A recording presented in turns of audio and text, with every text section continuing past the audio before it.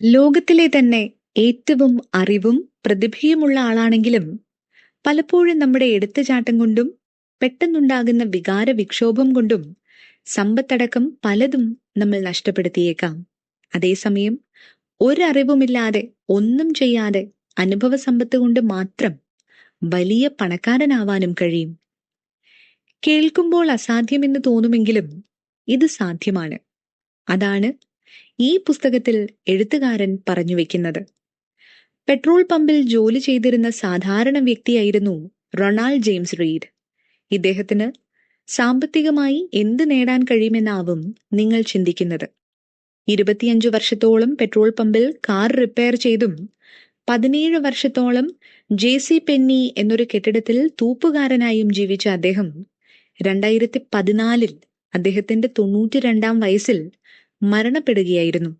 പക്ഷേ മരണശേഷവും അദ്ദേഹത്തിന്റെ പേര് ലോകം മുഴുവനുമുള്ള വാർത്താ തലക്കെട്ടിൽ ഇടം പിടിച്ചു. 2 മില്യണിലധികം മനുഷ്യർ 2014 അമേരിക്കയിൽ മരണപ്പെട്ടിട്ടുണ്ട്. പക്ഷേ അതിൽ 4000 ആളുകൾക്ക് മാത്രമായിരുന്നു 8 മില്യണിലധികം സ്വത്തുണ്ടായിരുന്നത്. അതിലൊരാൾ റൊണാൾഡ് റീഡ് ആയിരുന്നു. അത് മാത്രമല്ല, അദ്ദേഹത്തിന്റെ കുട്ടികൾക്ക് 2 മില്യണും ആശുപത്രികൾക്കും ലൈബ്രറികൾക്കും $6 മില്യൺ ചാരിറ്റിയായി കൊടുത്തിരുന്നു. റീഡിനെ പറ്റി അറിഞ്ഞവരെല്ലാം നമ്മളെപ്പോലെ തന്നെ അദ്ദേഹത്തിന് ഇതെങ്ങനെ ഇത്രയും സ്വത്ത് സമ്പാദിക്കാൻ കഴിഞ്ഞു എന്ന് അത്ഭുതപ്പെട്ടിരുന്നു. റീഡിന് ലോട്ടറി അടിക്കുകയോ മറ്റ് സ്വത്ത് വകകളോ ഒന്നും ഉണ്ടായിരുന്നില്ല. അദ്ദേഹം ചെയ്തത് ഒരേയൊരു കാര്യം മാത്രമാണ്. കുറേശ്ശെ പണം ചേർത്ത് വെച്ച് ബ്ലൂ ചിപ്പ് സ്റ്റോക്കിലിട്ടു. പല വർഷങ്ങൾ കൊണ്ട് വളർന്ന് അദ്ദേഹത്തിന്റെ കുഞ്ഞു സമ്പാദ്യം $8 മില്യൺ തിരിച്ചു കിട്ടുകയായിരുന്നു. തൂപ്പുകാരനായിരുന്ന ഒരാൾ മരിക്കുമ്പോൾ മില്യണറായ മനുഷ്യസ്നേഹിയായി മാറിയിരുന്നു. റൊണാൾഡ് റീഡ് മരിച്ച സമയത്ത് തന്നെ റിച്ചാർഡ് ഫെസ്കോൺ എന്നൊരാളുടെ പേരും വാർത്തകളിൽ വന്നിരുന്നു. ഹാർവാർഡിൽ നിന്നും MBA പഠിച്ച വലിയൊരു ബിസിനസ്മാൻ ആയിരിക്കുന്നു റിച്ചാർഡ്. 2000 റിച്ചാർഡ് അദ്ദേഹത്തിന്റെ വലിയ വീട് വീണ്ടും വലുതാക്കാനായി കടമെടുത്തു. 2 ലിഫ്റ്റും 2 സ്വിമ്മിംഗ് പൂളും 7 ഗ്യാരേജുകളും 16 ബാത്റൂമുകളുമുള്ള $90,000 മെയിന്റനൻസിന് മാത്രം ചിലവിടുന്ന ഒരു വീട് നിലവിൽ റിച്ചാർഡിനുണ്ടായിരുന്നു. 2008 സാമ്പത്തിക മാന്ദ്യത്തിൽ പെട്ടുപോയ റിച്ചാർഡിന് എല്ലാ സ്വത്തും നഷ്ടപ്പെട്ടു. എന്തിനേറെ പറയുന്നു, ജഡ്ജിനു മുന്നിൽ ഫൈൻ അടയ്ക്കാനുള്ള പണം പോലും കയ്യിലില്ലെന്നായിരുന്നു റിച്ചാർഡ് അന്ന് പറഞ്ഞത്. റിച്ചാർഡിന്റെ ബീച്ച് ഹൗസും ബംഗ്ലാവും സ്വന്തം വീടും അതിന്റെ മൂല്യത്തെക്കാൾ 75% കുറഞ്ഞ വിലയ്ക്കാണ് വിൽക്കേണ്ടി വന്നത്. റൊണാൾഡ് റീഡ് ശാന്തമായ സ്വസ്ഥതയുള്ള ജീവിതം നയിച്ചപ്പോൾ റിച്ചാർഡിനെ നയിച്ചത് അദ്ദേഹത്തിന്റെ അത്യാഗ്രഹമായിരുന്നു. മറ്റ് മേഖലയുമായി താരതമ്യം ചെയ്യുമ്പോൾ സാമ്പത്തിക മേഖലയിൽ അവിശ്വസനീയമായ മാറ്റം നടക്കുന്നുണ്ട്. വലിയ വിദ്യാഭ്യാസമോ പരിശീലനമോ വലിയ ചുറ്റുപാടോ അനുഭവ സമ്പത്തോ ഇല്ലാത്ത ഒരാൾക്ക് പോലും എല്ലാം തികഞ്ഞൊരാളെ എളുപ്പത്തിൽ തോൽപ്പിക്കാൻ കഴിയും. ധനകാര്യത്തിൽ വിജയിക്കുന്നതിൽ നമ്മുടെ പരിശ്രമത്തെക്കാൾ ഭാഗ്യം ഒരു ഘടകമാണ്. എന്നാൽ അതിനേക്കാൾ പ്രധാനം ധനകാര്യം ഒരു കീറാമുട്ടിയല്ല, മറിച്ച് ഒരു നൈപുണ്യമാണ് എന്നതാണ്. ധനകാര്യം ഫോർമുലാസ് ഉൾപ്പെട്ട കണക്കുകളുള്ളൊരു മേഖലയാണെന്നാണ് നമ്മുടെ ചിന്ത. പക്ഷേ അതിനേക്കാൾ ഉപരിയാണ് നൈപുണ്യമെന്ന് നമ്മൾ മനസ്സിലാക്കാറില്ല. ലോകത്തിൽ ഏറ്റവും പ്രധാനപ്പെട്ട 2 വിഷയങ്ങളാണ് ആരോഗ്യവും പണവും. നമ്മൾ അറിഞ്ഞും അറിയാതെയും ആരോഗ്യ മേഖലയിലാണ് ഏറ്റവും കൂടുതൽ പണം ചിലവാക്കുന്നതും പഠനങ്ങൾ നടക്കുന്നതും. എന്നാൽ പണത്തിന്റെ കാര്യത്തിൽ അങ്ങനെയല്ല. പണത്തിനെക്കുറിച്ച് നമ്മൾ ചിന്തിക്കാത്തത് കൊണ്ടല്ല സാമ്പത്തിക മേഖലയിൽ തന്നെ പല പഠന മേഖലകളും ഇന്നുണ്ട്. MBA, ഫിനാൻഷ്യൽ എഞ്ചിനീയറിംഗ് എന്നിങ്ങനെ വിവിധ പഠന മേഖലകൾ. ഇതെല്ലാം ഉണ്ടായിട്ട് എല്ലാവരും പണക്കാരായോ? വലിയ ഇൻവെസ്റ്റേഴ്സ് ആയോ? ഇല്ല. ആ മറുപടി നമുക്കറിയാം. ലോകത്തിലെ മുഴുവൻ പണവും നമ്മുടെ കയ്യിലുണ്ടായാൽ നമുക്ക് സന്തോഷമുണ്ടാകുമോ? അല്ലെങ്കിൽ ഒട്ടും പണമില്ലാതിരുന്നാൽ സന്തോഷമുണ്ടാകുമോ? അതിനെക്കുറിച്ച് എപ്പോഴെങ്കിലും ചിന്തിച്ചിട്ടുണ്ടോ? പലപ്പോഴും നമ്മൾ ഇതൊക്കെ സംസാരിക്കാറുണ്ടെങ്കിലും ഇതിനൊക്കെയുള്ള ഉദാഹരണങ്ങൾ നമുക്ക് മുമ്പിൽ ഇല്ല. കാരണം പണം നമ്മൾ ഫിസിക്സ് പോലെ റൂൾസ് ആൻഡ് റെഗുലേഷൻസ് ഉള്ള ഒരു വിഷയമായാണ് കൈകാര്യം ചെയ്യുന്നത്. പക്ഷേ നമ്മുടെ ചിന്തകളെയും തീരുമാനങ്ങളെയും എല്ലാം ഉൾപ്പെട്ട മനഃശാസ്ത്രത്തിൽ അടിസ്ഥാനമായൊരു വിഷയമാണ് ധനകാര്യം. സയൻസ് വളച്ചുകെട്ടലുകൾ ഇല്ലാത്തൊരു വിഷയമാണെങ്കിൽ, പക്ഷെ പണം ഓരോരുത്തരുടെ ശീലത്തിനനുസരിച്ച് മാറി മറിയുന്ന വിഷയമാണ്. History never repeats it self, but man does. ചരിത്രം ഒരിക്കലും ആവർത്തിക്കാറില്ല, പക്ഷേ മനുഷ്യർ ആവർത്തിക്കാറുണ്ട്. ഇതൊക്കെ മനസ്സിലാക്കാനാണ് നമ്മുടെ എഴുത്തുകാരൻ നമുക്കായി 20 നിർദ്ദേശങ്ങൾ മുന്നോട്ട് വയ്ക്കുന്നത്. അതെന്തൊക്കെയാണെന്ന് നമുക്ക് നോക്കാം. പണത്തെക്കുറിച്ചുള്ള നിങ്ങളുടെ അനുഭവം ഏറ്റവും ചെറിയ ശതമാനം മാത്രമാണ്. ഈ ലോകത്തിൽ പ്രധാനപ്പെട്ടൊരു പ്രശ്നമുണ്ട്. അതിനെക്കുറിച്ച് നമ്മൾ തിരിച്ചറിഞ്ഞാൽ പണം എങ്ങനെയാണ് നമ്മൾ ചിലവാക്കുന്നത് എന്നതിനെക്കുറിച്ച് നമ്മൾ സന്തോഷിക്കുകയും മറ്റുള്ളവർ എങ്ങനെയാണ് പണം ചിലവാക്കുന്നത് എന്നത് നമ്മൾ ജഡ്ജ് ചെയ്യാതിരിക്കുകയും ചെയ്യും. പലരും പണം കൊണ്ട് വലിയ അബദ്ധങ്ങൾ ചെയ്തു കൂട്ടാറുണ്ട്. എന്ന് കരുതി എല്ലാവരും മണ്ടന്മാരല്ല. കാരണം ഓരോ മനുഷ്യരും വ്യത്യസ്തരാണ്. വിവിധ സമൂഹത്തിൽപ്പെട്ട, വിവിധ തലമുറയിൽപ്പെട്ട, വ്യത്യസ്ത സംസ്കാരമുള്ള മനുഷ്യരാണ്. അവരുടെ കറൻസി വേറെയാണ്, തൊഴിൽ വേറെയാണ്. അതുമാത്രമല്ല, നമ്മളുടെ ആവശ്യങ്ങളും വ്യത്യസ്തമാണ്. അവരവരുടെ അനുഭവങ്ങൾ വ്യത്യസ്തമായതുകൊണ്ട് തന്നെ പണത്തോടുള്ള വിവിധ മനുഷ്യരുടെ കാഴ്ചപ്പാടുകൾ വ്യത്യസ്തമാണ്. ഒരു പണക്കാരനായ കുട്ടിക്ക് പാവപ്പെട്ടവനായ കുട്ടിയുടെ പണത്തെക്കുറിച്ചുള്ള കാഴ്ചപ്പാട് ചിന്തിക്കാൻ പോലും കഴിയില്ല. എനിക്കെന്താണോ പണത്തെക്കുറിച്ച് അറിയുക, അത് നിങ്ങൾക്കറിയാതിരിക്കാം. അതേപോലെ നിങ്ങൾക്കറിയുന്ന കാര്യങ്ങൾ എനിക്കറിയാതെയും ഇരിക്കാം. ഈ ഒരു കാരണം കൊണ്ട് തന്നെ പണത്തെക്കുറിച്ച് ആരും തികഞ്ഞ അറിവുള്ളവരുമല്ല, ആരും അജ്ഞരുമല്ല. ഈ ലോകത്തിൽ കാശുള്ളവർ 0.000001% മാത്രമാണ്. നമ്മൾ ചിന്തിക്കുന്നത് പോലെ ചിന്തിക്കുന്നവർ തന്നെയാണ് 80% ആളുകളും. നമ്മൾ എത്രയൊക്കെ ശ്രമിച്ചാലും നമ്മൾ അനുഭവിക്കാത്ത ഒരു കാര്യത്തെക്കുറിച്ച് നമുക്ക് മുഴുവനായും മനസ്സിലാക്കാൻ കഴിയില്ല. എങ്ങനെയാണ് അമേരിക്കൻസ് ഇൻവെസ്റ്റ് ചെയ്യുന്നത് എന്നതിനെക്കുറിച്ച് 2006 2 എക്കണോമിസ്റ്റുകൾ അമേരിക്കൻസിൽ ഒരു വലിയ പഠനം നടത്തി. സാധാരണ ആളുകൾ അവരുടെ ആത്യന്തികമായ ലക്ഷ്യം എന്താണെന്ന് കണ്ടെത്തിയ ശേഷം ഇപ്പോഴുള്ള സമ്പാദ്യം വെച്ച് അതെങ്ങനെ നേടാൻ കഴിയും, അവിടേക്കെത്താനുള്ള വഴികൾ എന്തെല്ലാമാണ് എന്നെല്ലാം കണക്കാക്കിയാണ് ഇൻവെസ്റ്റ് ചെയ്യാറുള്ളത്. പക്ഷേ ചിലർ അങ്ങനെയല്ല ചെയ്യാറുള്ളത്. എക്കണോമിസ്റ്റുകളുടെ പഠന റിപ്പോർട്ട് പ്രകാരം പലരും അവരുടെ സ്വന്തം അനുഭവം നോക്കി മാത്രമാണ് ഇൻവെസ്റ്റ് ചെയ്തിട്ടുള്ളത്.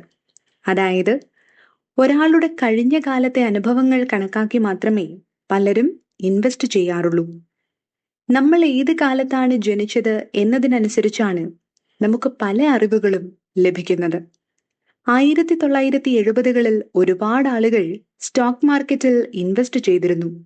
മാത്രമല്ല, അപ്പോൾ ഇൻവെസ്റ്റ് ചെയ്ത പലരും വലിയ ലാഭം നേടുകയും ചെയ്തു. എന്നാൽ നിങ്ങൾ 1950 ജനിച്ച ആളായിരുന്നുവെങ്കിൽ സ്റ്റോക്ക് മാർക്കറ്റിലെ പണപ്പെരുപ്പം കാരണം ഇൻവെസ്റ്റ് ചെയ്യാനേ കഴിയുമായിരുന്നില്ല. അതേസമയം 1990കളിൽ ജനിച്ച ഒരാൾക്ക് എന്താണ് പണപ്പെരുപ്പം എന്ന് പോലും അറിയാത്ത വിധം ഷെയർ മാർക്കറ്റ് വളർന്നു. ഇത്തരം അനുഭവങ്ങൾ കൊണ്ടുള്ള പ്രശ്നം എന്താണ്? ഇതൊന്നും അറിയാതെ നമ്മൾ പലപ്പോഴും ഒരു അനുഭവ കഥ മാത്രം വിശ്വസിച്ചാണ് നമ്മൾ തീരുമാനങ്ങൾ എടുക്കുന്നത്. അതിനുള്ള ഒരു ചെറിയ ഉദാഹരണമാണ് ലോട്ടറി ടിക്കറ്റ്സ്. ഏത് നാട്ടിലാണെങ്കിലും ലോട്ടറിക്ക് വലിയ പ്രചാരമാണ്. കാരണം ജയിച്ചാൽ ഒറ്റ ദിവസം കൊണ്ട് വലിയ പണക്കാരനാവാം. ഏറ്റവും പാവപ്പെട്ട ആളുകളാണ് ഇത് ഏറ്റവും കൂടുതൽ വാങ്ങുന്നത്. അമേരിക്കയിലെ കാര്യം നോക്കിയാൽ അവരുടെ നിത്യജീവിത ചിലവുകൾക്ക് മാറ്റിവെക്കുന്നതിനേക്കാൾ വലിയ തുകയാണ് പാവപ്പെട്ടവർ ലോട്ടറിക്കായി ചിലവാക്കുന്നത്. മിനിമം $412 ലോട്ടറിക്കായി മാത്രം ചിലവാക്കുന്നുണ്ട്. അതിശയകരമായ മറ്റൊരു കാര്യം, 40% അമേരിക്കക്കാരും ഒരത്യാവശ്യത്തിനായി $400 തികച്ചെടുക്കാൻ ഇല്ലാത്തവരാണ്. അതായത് ഒരത്യാവശ്യത്തിന് എടുക്കാനില്ലാത്ത പണമാണ് കോടികളിൽ ഒരാൾ മാത്രം ജയിക്കുന്ന ലോട്ടറിക്കായി മാറ്റിവെക്കുന്നത്. ഇത് കേൾക്കുമ്പോൾ വലിയ മണ്ടത്തരമായി നിങ്ങൾക്ക് തോന്നാം. പക്ഷേ അവരുടെ ഭാഗത്ത് നിന്ന് ചിന്തിച്ചാൽ നമുക്ക് മനസ്സിലാക്കാൻ പറ്റും. ഒരു സാധാരണക്കാരനായി ജീവിക്കുമ്പോൾ ആഗ്രഹങ്ങളൊന്നും പൂർത്തിയാക്കാൻ പറ്റാത്തപ്പോൾ സന്തോഷമുള്ള സേഫായ വീടുണ്ടാക്കാനോ കടമെടുക്കാതെ പഠിക്കാനോ പറ്റാത്ത ആളുകൾക്ക് പണക്കാരായ മനുഷ്യർ ജീവിക്കുന്ന ആ ജീവിതം സ്വപ്നത്തിൽ നിന്ന് എന്നെങ്കിലും ഒരിക്കൽ യാഥാർത്ഥ്യമായാലോ എന്ന് കരുതിയാണ് അവർ ലോട്ടറിക്കായി കാശ് മാറ്റിവെക്കുന്നത്. ഈ ചിന്ത നമുക്ക് അംഗീകരിക്കാൻ കഴിയണമെന്നില്ല. കാരണം നമ്മൾ അവരുടെ ജീവിതം അനുഭവിച്ചിട്ടില്ല. അതുപോലെ എൻ്റെ ഏതെങ്കിലും ഒരു തീരുമാനം നിങ്ങൾക്ക് മണ്ടത്തരമായി തോന്നാം. അതെനിക്കൊരു പ്രശ്നമല്ല. ഇതാർക്കാണോ വ്യക്തമായി മനസ്സിലാവുന്നത് അയാൾക്ക് മാത്രമേ സ്വത്തിനെക്കുറിച്ചും പണത്തെക്കുറിച്ചും ശരിയായ തീരുമാനങ്ങൾ എടുക്കാൻ കഴിയൂ. ഇന്നത്തെ നായകൾക്കും 10,000 വർഷങ്ങൾക്ക് മുമ്പുണ്ടായിരുന്ന നായകളുടെ സ്വഭാവം തന്നെയാണ്. അതുപോലെ തന്നെയാണ് മനുഷ്യരും. എങ്കിലും മനുഷ്യൻ അവരുടെ ജീവിതത്തിലെ 20 വയസ്സ് മുതൽ 50 വയസ്സ് വരെയുള്ള കാലത്തിനുള്ളിലെ അനുഭവങ്ങൾ വെച്ച് മാത്രമാണ് പല തീരുമാനങ്ങളും എടുക്കുന്നത്. അതുകൊണ്ട് തന്നെ ഇവിടെ ആരും ആത്യന്തികമായി വിഡ്ഢികളുമല്ല, ആരും വിജ്ഞാനികളുമല്ല. ബിൽഗേറ്റ്സ് എങ്ങനെയാണ് വലിയ പണക്കാരനായതെന്ന് അടുത്ത എപ്പിസോഡിൽ കേൾക്കാം. നമ്മൾ ഇവിടെ കാണുന്ന ഒന്നും നല്ലതുമല്ല, മോശവുമല്ല. അപകടവും ഭാഗ്യവും ജ്യേഷ്ഠാനുജന്മാരെ പോലെയാണ്. രണ്ടും യാഥാർത്ഥ്യമാണ്. നമ്മൾ എടുക്കുന്ന ഏതൊരു തീരുമാനത്തിലും ഇത് രണ്ടും ഉണ്ടാകാനുള്ള സാധ്യതയുണ്ട്. അതുമാത്രമല്ല, എത്രമാത്രം ഭാഗ്യമുണ്ടാകുമോ അത്രയും അപകട സാധ്യതയുണ്ട്. അതുപോലെ തന്നെ എത്രമാത്രം അപകടമുണ്ടോ അത്രയും ഭാഗ്യത്തിനുള്ള സാധ്യതയുമുണ്ട്. ബിൽഗേറ്റ്സ് സ്കൂളിൽ പഠിച്ചിരുന്ന കാലത്ത് അദ്ദേഹത്തിന്റെ സ്കൂളിൽ കമ്പ്യൂട്ടർ ഉണ്ടായിരുന്നു. ഇപ്പോൾ എല്ലാ വീടുകളിലും കമ്പ്യൂട്ടർ ഉണ്ട്. എന്നാൽ 1965 ലോകത്തിൽ തന്നെ അപൂർവം ചിലയിടങ്ങളിൽ മാത്രമാണ് കമ്പ്യൂട്ടർ ഉണ്ടായിരുന്നത്. അതിലൊരിടമാണ് ബിൽഗേറ്റ്സ് പഠിച്ച ലേക്ക് സൈഡ് സ്കൂൾ. ബിൽഗേറ്റ്സിനെ പോലെ തന്നെ അദ്ദേഹത്തിന്റെ സുഹൃത്ത് പോൾ അലനും കമ്പ്യൂട്ടറിൽ വലിയ താല്പര്യമായിരുന്നു. അവർ രണ്ടുപേരും വലിയ കൂട്ടുകാരായിരുന്നു. ഒരിക്കൽ പോൾ അലനെ ബിൽഗേറ്റ്സ് ഒരു ഫോർച്യൂൺ മാഗസിൻ കാണിച്ച് ഇങ്ങനെയൊരു വലിയ കമ്പനി ഉണ്ടാക്കാൻ നമുക്ക് കഴിയുമോ എന്ന് ചോദിച്ചു.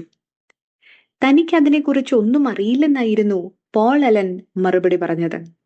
ഉറപ്പായും ഒരിക്കൽ ഒരു കമ്പ്യൂട്ടർ കമ്പനി തുടങ്ങണമെന്ന് ബിൽഗേറ്റ്സ് അന്ന് പറഞ്ഞിരുന്നു. അതിനുശേഷം നടന്നതൊക്കെ ചരിത്രമാണ്. 1968 303 മില്യൺ കുട്ടികൾ ഹൈസ്കൂളിൽ പഠിച്ചിരുന്നു. അതിൽ തന്നെ 18 മില്യൺ കുട്ടികൾ US മാത്രം പഠിച്ചിരുന്നു. 2,70,000 ആളുകൾ വാഷിംഗ്ടണിൽ ഉണ്ടായിരുന്നു. അതിൽ 1,00,000 ആളുകൾ മാത്രമാണ് സിയാറ്റിൽ ഏരിയയിൽ ഉണ്ടായിരുന്നത്. അതിലും 300 കുട്ടികൾ മാത്രമാണ് ലേക്ക് സൈഡ് സ്കൂളിൽ പഠിച്ചിരുന്നത്. ആ 300 കുട്ടികളിൽ എല്ലാവർക്കുമൊന്നും കമ്പ്യൂട്ടറിനോട് താല്പര്യമുണ്ടായിരുന്നില്ല. കമ്പ്യൂട്ടറിനോട് താല്പര്യമുണ്ടായിരുന്നത് മാത്രമല്ല, കമ്പ്യൂട്ടർ വാങ്ങാനുള്ള സാമ്പത്തിക ശേഷിയും ബിൽഗേറ്റ്സിനുണ്ടായിരുന്നു. ലേക്ക് സൈഡ് വ്യൂ എന്നൊരു സ്ഥലമില്ലായിരുന്നുവെങ്കിൽ ഇവിടെ മൈക്രോസോഫ്റ്റ് എന്നൊരു കമ്പനി ഉണ്ടാകുമായിരുന്നില്ല എന്നാണ് ബിൽഗേറ്റ്സ് അദ്ദേഹത്തിന്റെ ഒരു ഇന്റർവ്യൂവിൽ പറയുന്നത്.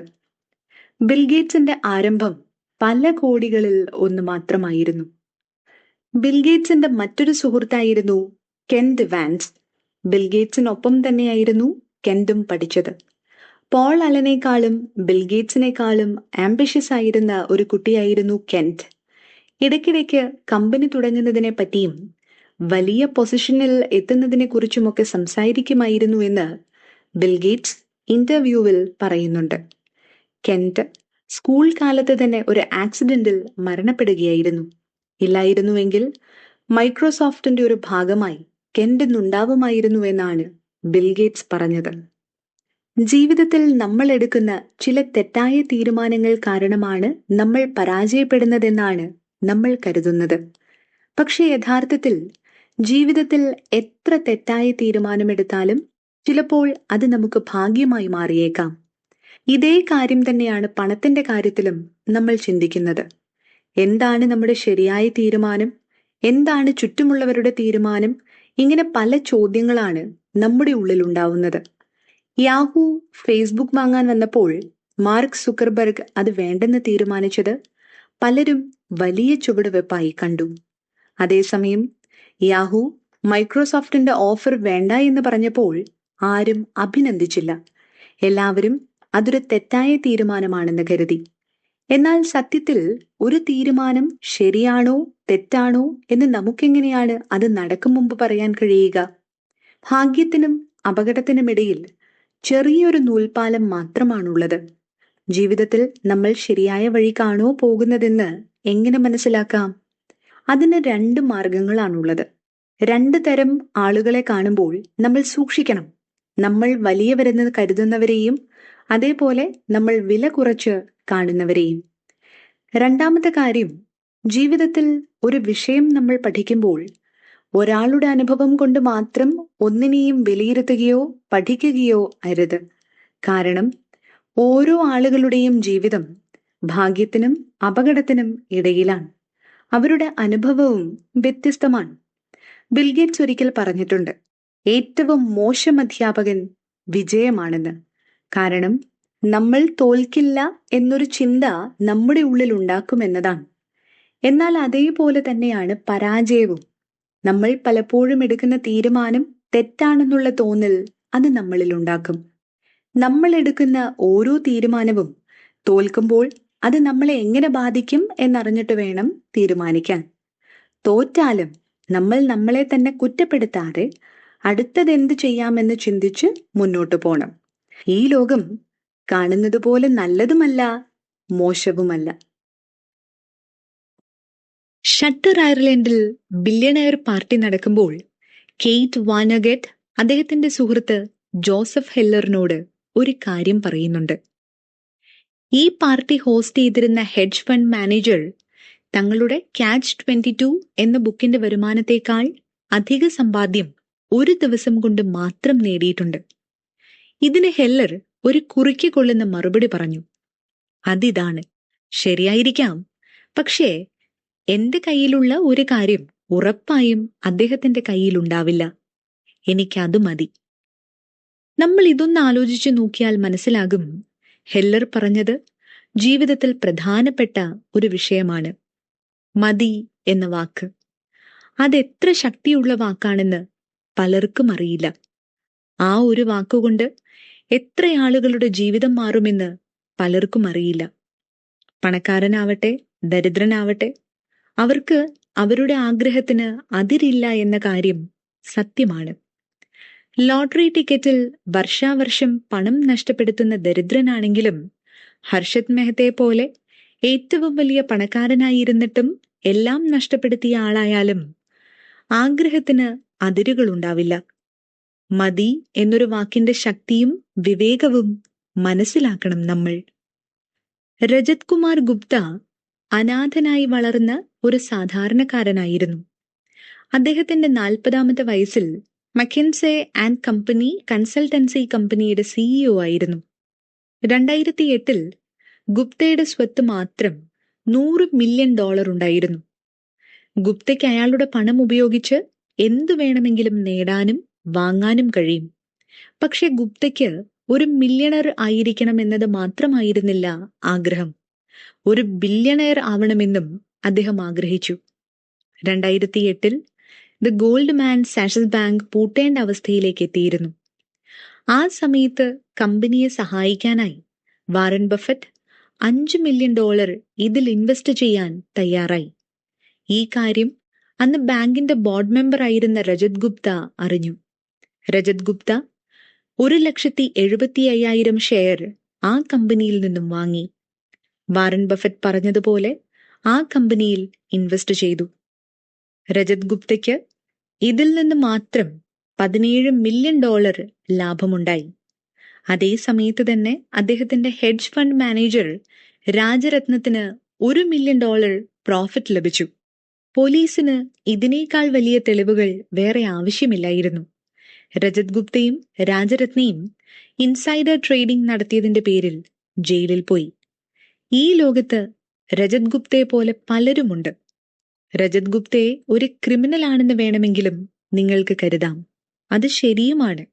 അദ്ദേഹത്തിന്റെ പേരും അധികാരവും അന്തസ്സും പണവും എല്ലാം നഷ്ടപ്പെടുത്തി അധികം നേടണം എന്നൊരാഗ്രഹം കൊണ്ട് ജീവിതം തന്നെ അയാൾ ഇല്ലാതാക്കി.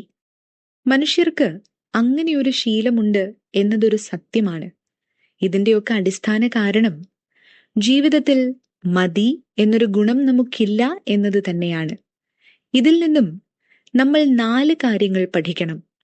ഒന്നാമത്തെ കാര്യം, പണം നേടാനുള്ള നമ്മുടെ പരിശ്രമം എവിടെ നിർത്തണമെന്ന ധാരണ. പണം വളരുന്നതിനൊപ്പം വളരുന്ന 2 കാര്യങ്ങൾ നമ്മൾ മറക്കരുത്: അന്തസ്സും പകയും. നമ്മൾ എത്ര വലിയവനാകുന്നോ അത്രയും പക നമുക്ക് ചുറ്റും വളർന്നുകൊണ്ടേയിരിക്കും. എത്ര ശത്രുക്കളെ നമ്മൾ ഉണ്ടാക്കുന്നോ അത്രയും ആപത്താണ് മുന്നോട്ടുള്ള ഓരോ ചുവടുകളും. അതുകൊണ്ട് എപ്പോൾ നിർത്തണം എന്നറിയില്ലെങ്കിൽ പോലും 2 അടി മുന്നോട്ട് പോയാൽ ആ 2 അടി നോക്കി നമ്മൾ പുറകിൽ തന്നെയാണെന്ന് നമ്മൾ കരുതും. പക്ഷേ അവസാനം നമ്മൾ എന്തിനു വേണ്ടിയാണോ ഇതൊക്കെ ചെയ്തത് അതൊക്കെ നഷ്ടപ്പെടുത്താനുള്ള സാധ്യതയുമുണ്ട്. രണ്ടാമത്തെ കാര്യം, മറ്റുള്ളവരുമായി താരതമ്യം ചെയ്യുന്നത്. ഇന്ത്യൻ ക്രിക്കറ്റ് ടീമിലെ ഒരു കളിക്കാരനുള്ള ശമ്പളം ഒരു സാധാരണക്കാരന് പണക്കാരൻ എന്ന് പറയാൻ കഴിയുന്ന അത്രയും നല്ല ജീവിതം നയിക്കാനുള്ള അത്രയും ഉണ്ടാവും.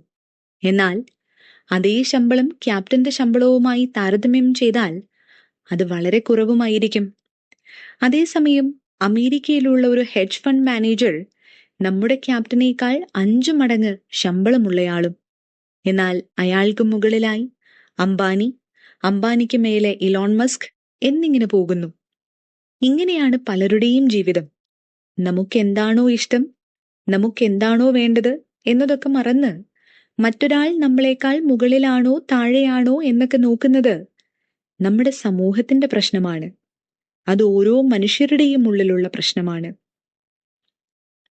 മൂന്നാമത്തെ കാര്യം, മതി എന്ന വാക്കിനർത്ഥം ഏറ്റവും കുറവായിരിക്കണം എന്നല്ല. നമ്മൾ ജീവിതത്തിൽ ഭയന്ന് മുന്നോട്ട് പോകാതിരുന്നാൽ അത് വളർച്ചയ്ക്ക് ഉപകാരപ്പെടില്ല. മതി എന്നത് നമുക്ക് വിശപ്പ് മാറും വരെ ഭക്ഷണം കഴിക്കുന്നത് പോലെയാണ്. മതി എന്ന് തോന്നിയ ശേഷവും കഴിച്ചാൽ അത് നമ്മുടെ വയറിന് ഗുണം ചെയ്യില്ല. പണത്തിന്റെ കാര്യത്തിൽ ഇത് സാധ്യമല്ല. നാലാമത്തെ കാര്യം, ചില കാര്യങ്ങൾ നിങ്ങൾക്ക് എത്ര ലാഭം തന്നാലും ആപത്തുള്ള ഒരു കാര്യത്തിന് വിനിയോഗിക്കാതിരിക്കുക. രജത് ഗുപ്ത ജയിലിൽ നിന്നും ഇറങ്ങിയ ശേഷം ന്യൂയോർക്ക് ടൈംസിന് കൊടുത്ത ഇന്റർവ്യൂവിൽ പറഞ്ഞത് ഇതാണ്: ഈ ലോകത്തിൽ ഒന്നും നമ്മുടെ കൂടെ കൊണ്ട് നടക്കാൻ പാടില്ല. നമ്മുടെ അന്തസ്സ്, നമ്മുടെ നേട്ടങ്ങൾ ഒന്നും. ഇപ്പോൾ ആലോചിക്കുമ്പോൾ അതൊക്കെ വലിയൊരു കാര്യമായി എനിക്ക് തോന്നുന്നില്ല. അഭിമാനമുണ്ടായിരുന്നത് കൊണ്ടാണ് അത് തെറ്റായ ഒരു മാർഗത്തിലൂടെ നഷ്ടപ്പെട്ടത്. അതുകൊണ്ടാണ് എല്ലാ പ്രശ്നങ്ങളും ഉണ്ടായത്. രജത് ഗുപ്ത ഇത് മനസ്സിലാക്കാൻ ഒരുപാട് ബുദ്ധിമുട്ടുകൾ അനുഭവിക്കേണ്ടി വന്നു. നമ്മൾ ജീവിതത്തിൽ എത്ര ആഗ്രഹിച്ചാലും നടക്കാത്ത ചില കാര്യങ്ങൾ ജീവിതത്തിലുണ്ട്. ആ ആഗ്രഹങ്ങൾ നേടുന്നത് നമ്മുടെ ജീവിതത്തിലെ മറ്റു കാര്യങ്ങളെക്കാൾ പ്രധാനമല്ല. നമ്മുടെ അഭിമാനം, സ്വാതന്ത്ര്യം, കുടുംബം, സുഹൃത്തുക്കൾ, പരസ്പര വിശ്വാസം, ഇതിനേക്കാളൊക്കെ ഉപരിയായി സന്തോഷം. ഇതൊക്കെ നമ്മുടെ ജീവിതത്തിൽ അളക്കാൻ കഴിയാത്ത അത്ര മൂല്യമുള്ളതാണ്.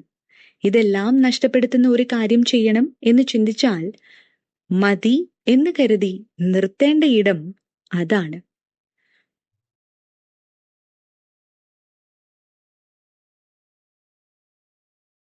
നിങ്ങൾക്കറിയുമോ, വാരൻ ബഫറ്റിന്റെ സ്വത്ത് 84.5 ബില്യൺ ഡോളറാണ്. അതിൽ 81.5 ബില്യൺ ഡോളറും വന്നു ചേർന്നത് അദ്ദേഹത്തിന്റെ 65-ാം പിറന്നാളിന് ശേഷമാണ്. ഇത്തരം ചില കാര്യങ്ങൾ നമുക്ക് ചിന്തിക്കാൻ പോലും പറ്റാറില്ലല്ലേ? ചില കാര്യങ്ങളിൽ നിന്നും നമ്മൾ പഠിക്കുന്ന അറിവുകൾ മറ്റ് പല കാര്യങ്ങൾക്കും സഹായകമായേക്കാം. ഉദാഹരണത്തിന് 19-ാം നൂറ്റാണ്ടിൽ ഭൂമി പലതവണ മഞ്ഞുകൊണ്ട് മുഴുവനായും മൂടപ്പെടുന്നു എന്നാണ് ആളുകൾ വിശ്വസിച്ചിരുന്നത്. ആ സത്യം കണ്ടെത്താൻ ശാസ്ത്രജ്ഞർ ഒരുപാട് കാലം പഠനം നടത്തി. മിലിറ്റൻ മിലൻകോവിക് എന്നൊരു സെർബിയൻ ശാസ്ത്രജ്ഞൻ ഭൂമിയുടെ ഇരുധ്രുവങ്ങളിലെ തണുപ്പ് കാരണമാണ് മഞ്ഞുണ്ടാകുന്നതെന്ന് പറഞ്ഞു.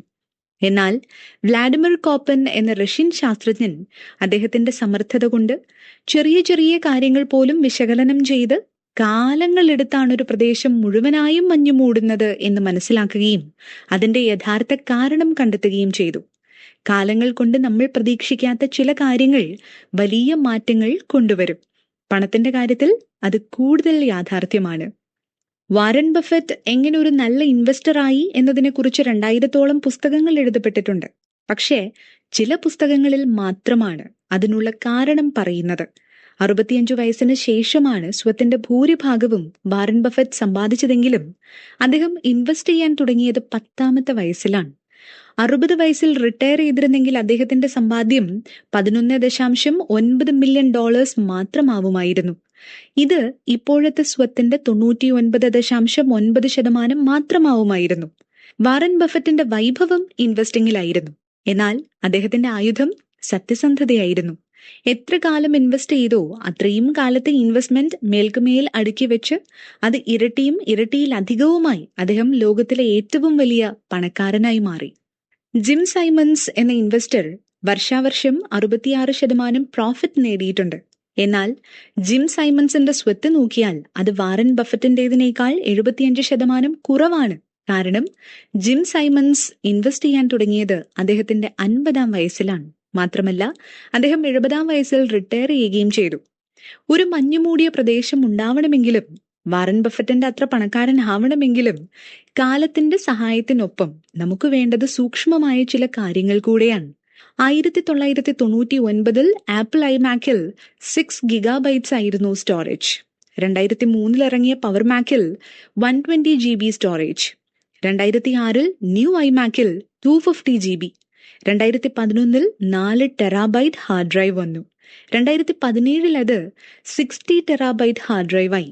2019 100 TB ഹാർഡ് ഡ്രൈവ് വന്നു തുടങ്ങി. 1950 കമ്പ്യൂട്ടർ കണ്ടുപിടിച്ച ഒരാളോട് ചോദിച്ചാൽ 20 വർഷത്തിനുള്ളിൽ സ്റ്റോറേജ് ചിലപ്പോൾ 1000 മടങ്ങ് അധികമായേക്കാം എന്നാവും പറയുക.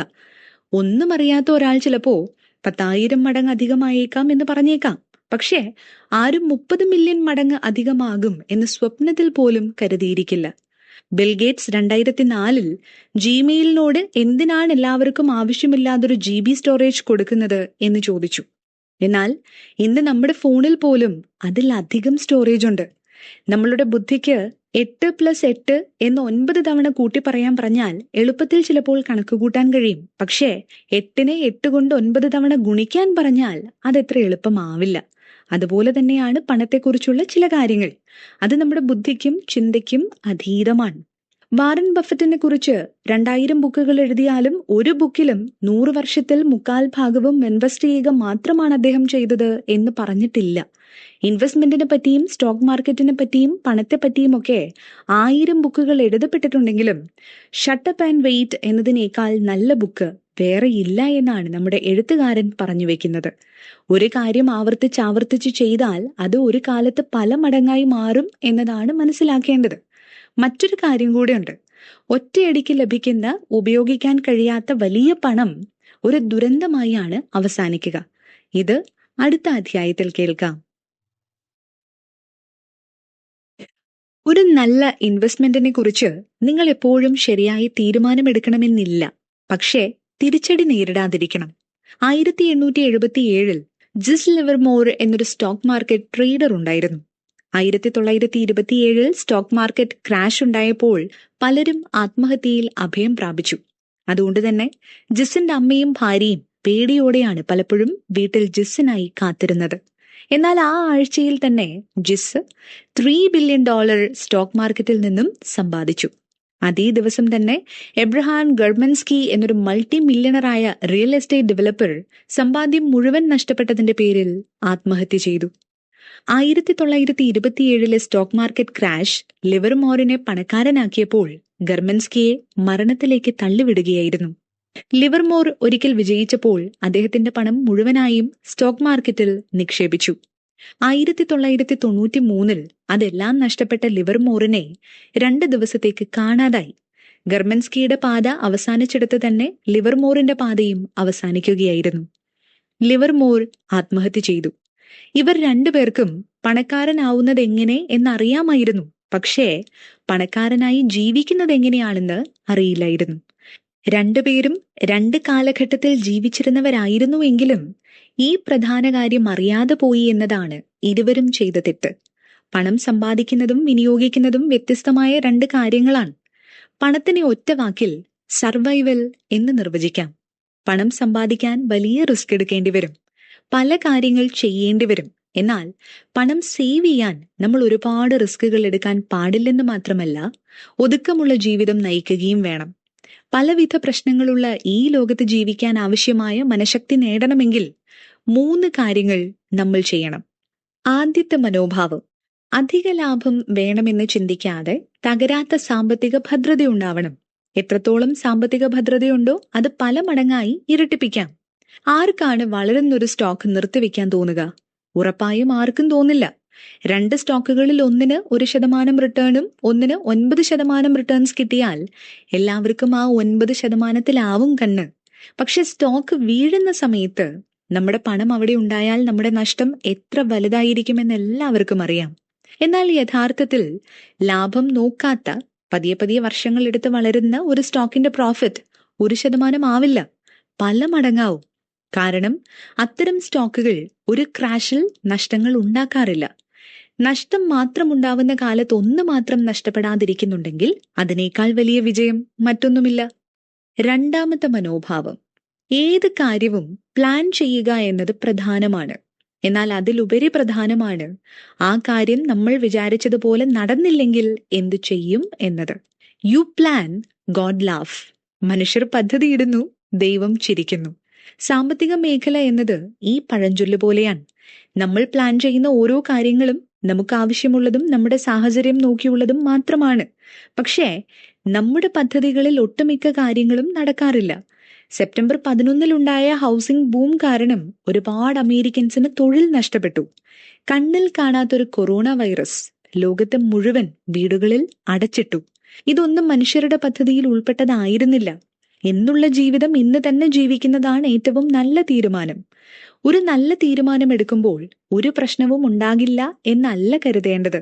മറിച്ച് എന്ത് കാര്യത്തിലും പ്രശ്നമുണ്ടാവാൻ സാധ്യതയുണ്ടെന്ന കണക്കുകൂട്ടലാണ് ഉണ്ടാവേണ്ടത്. നമ്മൾ വളരെ സുരക്ഷിതമായി ഇരുന്നാലും എല്ലാം നഷ്ടപ്പെടാനുള്ള സാധ്യതയുണ്ട്. സുരക്ഷിതരായി ഇരുന്നാൽ നമ്മൾ റിസ്ക് എടുക്കില്ല, അടുത്ത ഘട്ടത്തിലേക്ക് വളരില്ല. മാത്രമല്ല, വളരാതെ ഇരിക്കുന്നതും ഒരാപത്തായി മാറിയേക്കാം. മൂന്നാമത്തെ മനോഭാവം, നമുക്ക് ഭാവിയെക്കുറിച്ച് വ്യക്തമായൊരു കാഴ്ചപ്പാടുണ്ടായിരിക്കണം. അതേസമയം നല്ല കാലത്തേക്ക് എത്തുന്നതിൽ എന്താണ് നേരിടുന്ന തടസ്സമെന്നും നമ്മൾ തിരിച്ചറിയണം. വിശ്വാസം ഒരു നല്ല കാര്യമാണ്. പക്ഷേ എല്ലാം നല്ലത് മാത്രമേ നടക്കൂ എന്നത് നല്ല വിശ്വാസമല്ല. പ്രശ്നങ്ങൾ ഉറപ്പായും ഉണ്ടാകും. പക്ഷെ എത്ര വലിയ പ്രതിസന്ധികൾ വന്നാലും അത് തരണം ചെയ്ത് മുന്നോട്ട് പോകുമെന്നുള്ളതാണ് യഥാർത്ഥ വിശ്വാസം. പല വർഷങ്ങൾക്ക് മുമ്പ് നമുക്ക് നല്ല ജോലി ഉണ്ടായിരുന്നില്ല എന്നും പലവിധ സാമ്പത്തിക വീഴ്ചകളും അതിനു പുറമെ പല പ്രശ്നങ്ങളും ഉണ്ടായിരുന്നു എന്നതും വാസ്തവമല്ലേ? 20 വർഷത്തിനുള്ളിൽ ഒരുപാട് പ്രശ്നങ്ങൾ ഉണ്ടായിട്ടുണ്ട്.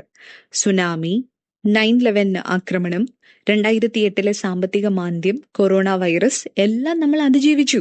ഈ ആശയങ്ങളെല്ലാം നമ്മൾ കൃത്യമായി വിനിയോഗിക്കാനാണ് പഠിക്കേണ്ടത്. നമ്മൾ എങ്ങനെയൊക്കെ തോറ്റുപോയാലും അതിൽ നിന്നും എങ്ങനെ വളരും എന്നത് അടുത്ത എപ്പിസോഡിൽ കേൾക്കാം.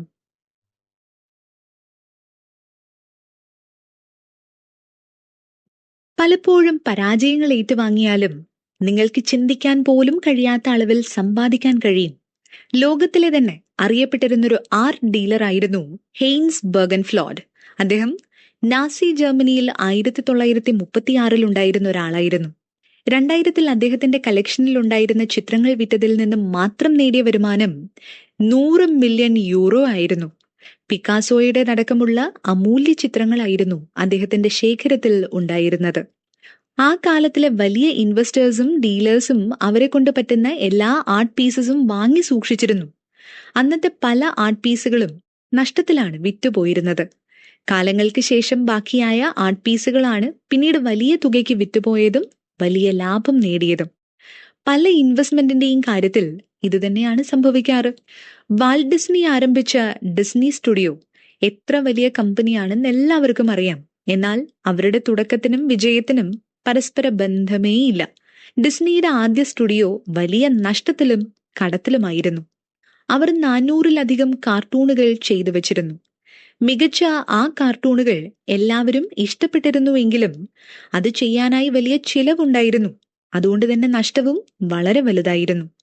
അടച്ചുപൂട്ടാൻ പോയൊരു company snow white and the 7 ഡ്വാർഫ്സ് എന്നൊരു കാർട്ടൂൺ അവസാനമായിട്ട് ചെയ്തു. 1938 സ്നോ വൈറ്റ് മാത്രം $8 മില്യൺ 6 മാസത്തിൽ സമ്പാദിച്ചു.